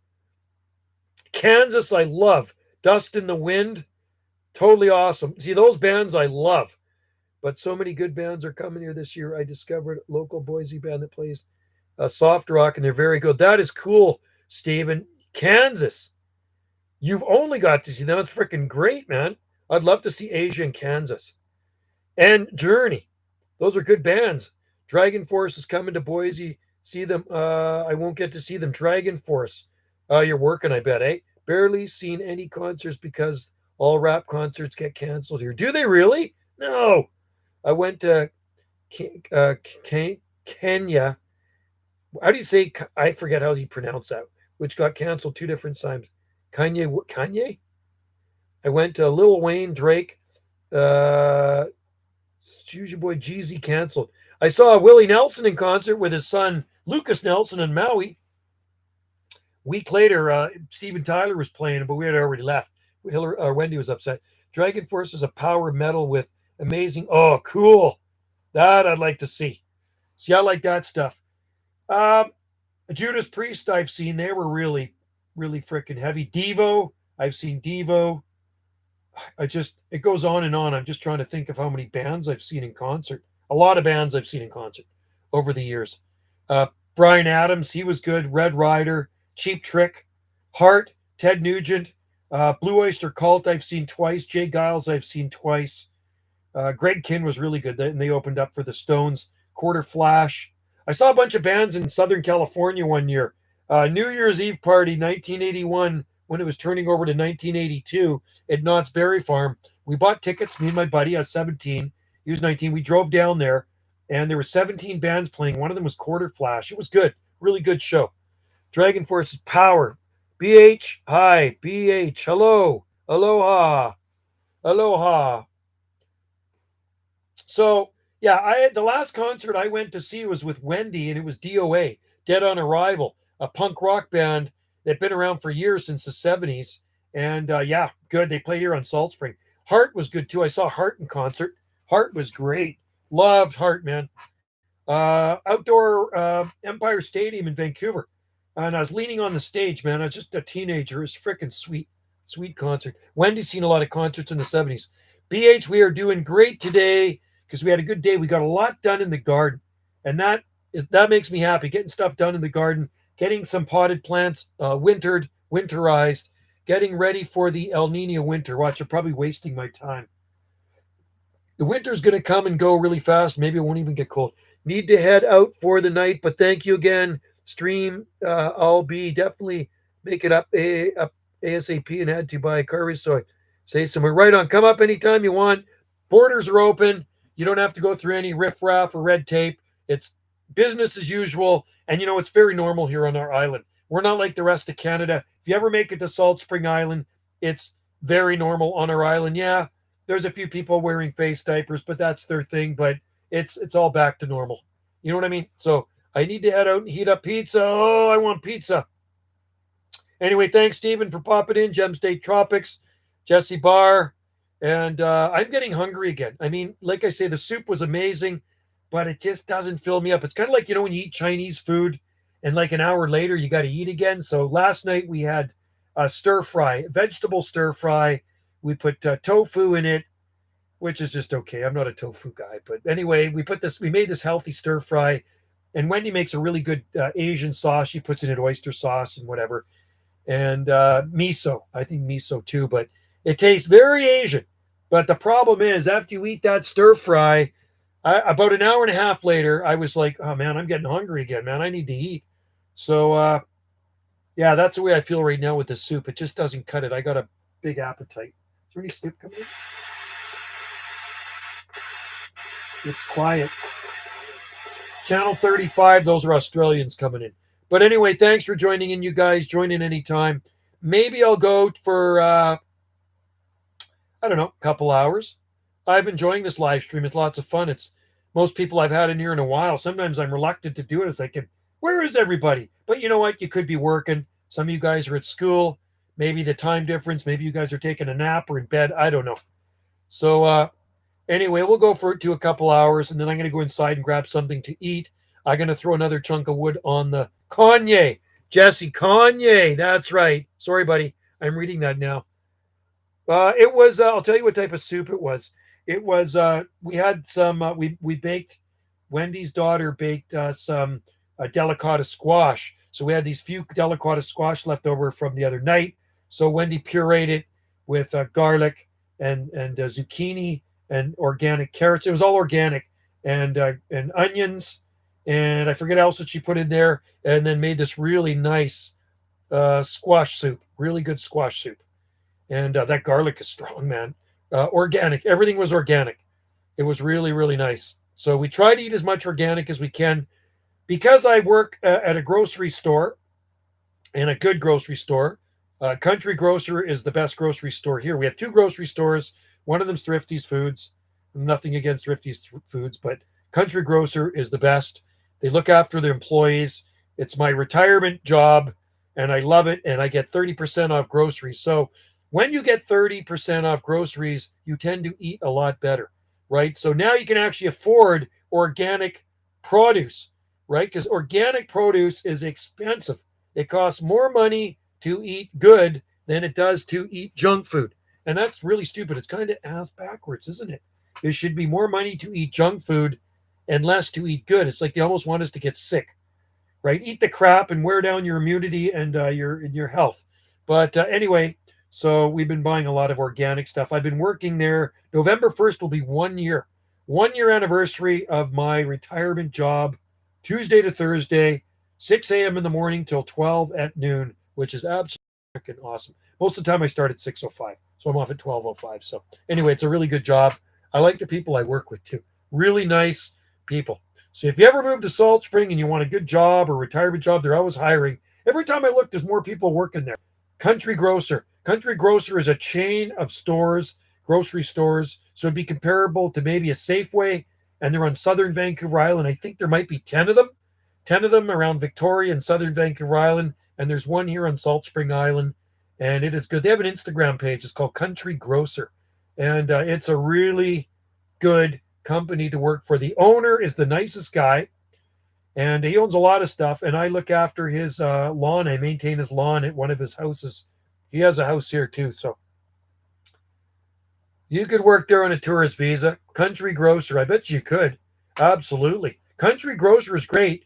And you know what? They actually provide places for their employees to live. So he's got all these fifth wheels that he buys, and he buys up land for employees to live in and houses. This guy owns so many houses around Salt Spring in close proximity to the store, where a lot of them are actually walking distance. So he is the nicest freaking boss you will ever meet. And the Christmas party that this guy has will blow you away. I was a government worker in the union for years, Parks Department, and we never had any Christmas party like that, I'll tell you. This Christmas party is to die for. Over 200 people there. They're giving out bonuses. They're giving out gifts left and right. Travel vouchers. I've never seen anything like it. He's great. He wants the workers. He treats them well. And then I got another invitation last night. There's 4 or 5 more Christmas party type parties going on that he's holding at his mansion in Victoria, which is insane. What an awesome guy. So we have to pick what date we want to go. So we email him back, and he's putting people up in hotels. So we have to take a ferry over there to go to his party, and because we'd have to stay overnight, he's paying for the hotel. So if you have to stay overnight, he's putting you up in a hotel and covering it. That's how nice this guy is, man. And he's I think he's probably 80. He's got to be 80. Really good shape. Nice fella. He doesn't look it. And when I'm out there mowing his lawn at his house, I do it once a week throughout the growing season, and he'll come out and chat with me. And just a really nice, soft-spoken dude. I go out there one day, and there's a freaking Bentley convertible sitting in his driveway. And I mean, those cars they're up there.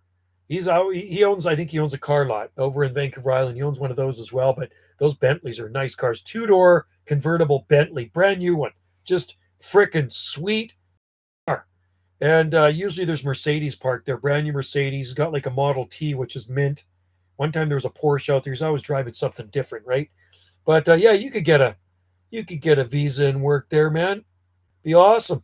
Get a tourist visa, Rocket Man, and work at Country Grocer. Look up their Instagram page. They might even be on Facebook too. Uh, Country Grocer. Great place to work, and they look after their employees. Country Grocer on Salt Spring Island. Food Forest Permaculture, you're still out there. Begging, good to have you out there, and have a good night, buddy. Thanks for tuning in. I'm not going to go much longer because I'm sure my voice is going to get hoarse, hoarse, hoarse, hoarse. I'm going to go in and grab something to eat, and then I'm going to go back on the radio. I don't know if I'm going to do a live stream, but I'm going to talk to some Australia. Australia's coming in on 27355 lower sideband. I can hear something coming in now. That's on my vertical antenna. Now, if I go to my beam antenna, it was yeah, I can get these guys in a lot stronger. Had a fire outside and was cool, dude. Right on. Oh yeah, there's no fire ban anymore. You gotta like that. Time for me to light a fire. Outside. I got the wood stove going inside. I got to cut down a cedar tree soon. It's kind of in the way of Wendy's, so I'm gonna burn up. I'm gonna burn the branches. I'm not gonna chip those. I'm gonna burn them. We usually get branches chipped. These ones I'm gonna burn, and because I got to burn some stumps out that I had some trees cut last year, and it's a parking spot, but I want to burn them down a little lower. So anyway, have a good night, buddy. Cheers to you. Thanks for coming in. I think time for me to roll too. I think I've chewed the rag enough here. Don't want to be boring anybody to death. But anyway, everybody out there, I appreciate you guys tuning into the Banana JSSI channel. Somebody asked me, he says, what does Banana JSSI stand for? Okay, so here on Salt Spring Island, my nickname is actually Banana Joe. And I didn't nickname myself that. It was a weather observer a long, long time ago. And he used to write for the paper. He was actually an Environment Canada official weather observer. And I knew the guy. He was an old British dude, Robert Aston. And we had this freak snowfall. It was in December. God, it was more than 25 years ago. And he wrote up in the paper, and it is, what time is here? It's 7:05. And he said, I wonder how Banana Joe Clementi's tropical garden's doing in all this snow. And when he called me that, I went to town the next day. And because it was in the paper, somebody said, hey, Banana Joe, how you doing? So that's how I got that nickname from that guy. So the channel here is Banana JSSI, Banana Joe Salt Spring Island. That's what SSA stands for, Salt Spring Island, if you want to know. Jungle Joe C Video Gates. My other channel is Jungle Joe because when I was back in high school, a lot of people used to call me Jungle Joe. So I just figured I'll call my other channel Jungle Joe, right? That was my nickname back then. All right. Anyway, guys, it is 7:05 p.m. Pacific time. The temperature around 10 degrees Celsius here, and not a bad night. It is now dark. Thank God I have my flashlight, my trusty little flashlight. Where the hell is my flashlight? So I can find my way back to the house. That's it. That's a bright flashlight, isn't it? So you guys have a good night, and I will see you next live stream. I might. So tomorrow I'm going to be Jungle Joe C Video Gates. I'm going to do a live gate. Live video gates is radio stuff, right? So I'm going to do a video gate tomorrow at some point, maybe in the morning, maybe in the afternoon. It might be raining tomorrow. And then maybe in the afternoon, I might do another Banana J one. I might do that, because this is fun. I like it more in this little radio room. It's just cozy. And, in the house, it's just, I make too much noise. I don't have an inside voice. And it kind of irritates Wendy when I'm too loud because Wendy's more of a Zen person. She's a lot quieter than me. So anyway, take care, BH. See you next time. And thanks for joining in the the live stream. Plant a palm. You can't go wrong. And we'll see you all next live stream. Thank you, Palm Planet. Cheers to you guys out there. I have to check out these Phoenix palms in New Mexico. And I also have to check out the coconut palm in Phoenix. What's the best medium to grow palm trees in pots? What I use is I like watching your live. Thanks, BH. I appreciate it, my friend. Thank you very much. Well, I use actually I have videos of here what I use. So I mix it up in a wheelbarrow, and I'll use topsoil mixed with wood chips. I put wood chips in there. Coconut is on Palm Talk. Oh, it's on Palm Talk. Okay. Be cool to get a video of that. But the video of the palms growing in New Mexico, date palms, is pretty cool.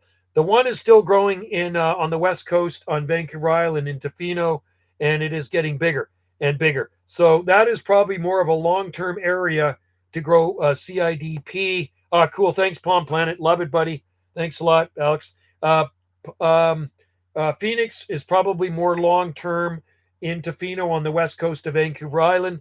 And also, there's a Brahia edulis in Brian's garden as well. So if you ever make it to the west coast here, go to Tofino. Oh, you're in Parksville. Okay, so my friend Brian and Tofino's way milder than here and then Parksville. Lots of trackies in Parksville. There's big ones in the park. I got videos of them here. I was in Parksville not that long ago, and I was in the spring. I think I was in Parksville in the spring or late winter. Might have been February or March, and I shot videos of the tall ones in the park there. I remember they're small, but there's some nice palm trees in Parksville. Parksville is mild, right down on the water there. But Brian in Tofino has an amazing palm garden loaded with mature cordylines, butias, tree ferns. He's got a Norfolk Island pine, Brahia edulis, lots of Trachycarpus, a huge Camarops, Canariensis. He's got the red star cordyline growing in there. It's a tree. And he might have some needle palms. I think he has some Jubaeas too. So a really cool guy. So if you ever get a chance, he's in behind the Shelter restaurant in that area. And really nice freaking garden, man. It's just loaded to the max. He's retired. He's an older dude with an amazing freaking garden. So anyway, take care. And thanks for joining in the live stream. I better go eat something because I'm hungry. I don't know what I'm going to eat, though. What is there to eat in our house? I'll find something. Anyway, guys, cheers to you. Thanks for tuning. I got to check out that link now, Palm Planet. Have a good one, buddy. Everybody out there, plant a palm. You can't go wrong. Yeah, cheers, Palm Planet. And Brian out there in Parksville. BH, bye now. Bye for now. Take care. And I will see you next live stream. And like I say, tomorrow I'll be on Jungle Joe.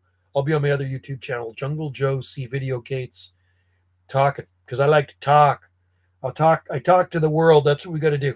Talk to the world. I talk to all these palmy places, and I live vicariously through those people I talk to. When I talk to somebody in Charleston, South Carolina, that's what I'm thinking. I'm talking to a guy where he lives where there's huge palmetto palm trees and date palms everywhere. Or if I'm talking to somebody in Phoenix, Arizona, I'm thinking how nice and warm it is there and all the palm. That's what my mind thinks like, right? I'm thinking of like, is there palm trees in that area? No. When I talk to somebody in Minnesota, there ain't no palm trees there. But when I talk to somebody in Arkansas, I tell them about the palm trees in Arkansas, right? Because they don't know that. All right, you guys, cheers to you. Mine works exact same way. Isn't that funny? That's how us palm nuts think, Palm Planet. We think the same way. We're always thinking palms. Palms. See, radio guys, you know what they do? See, we drive around looking for palm trees.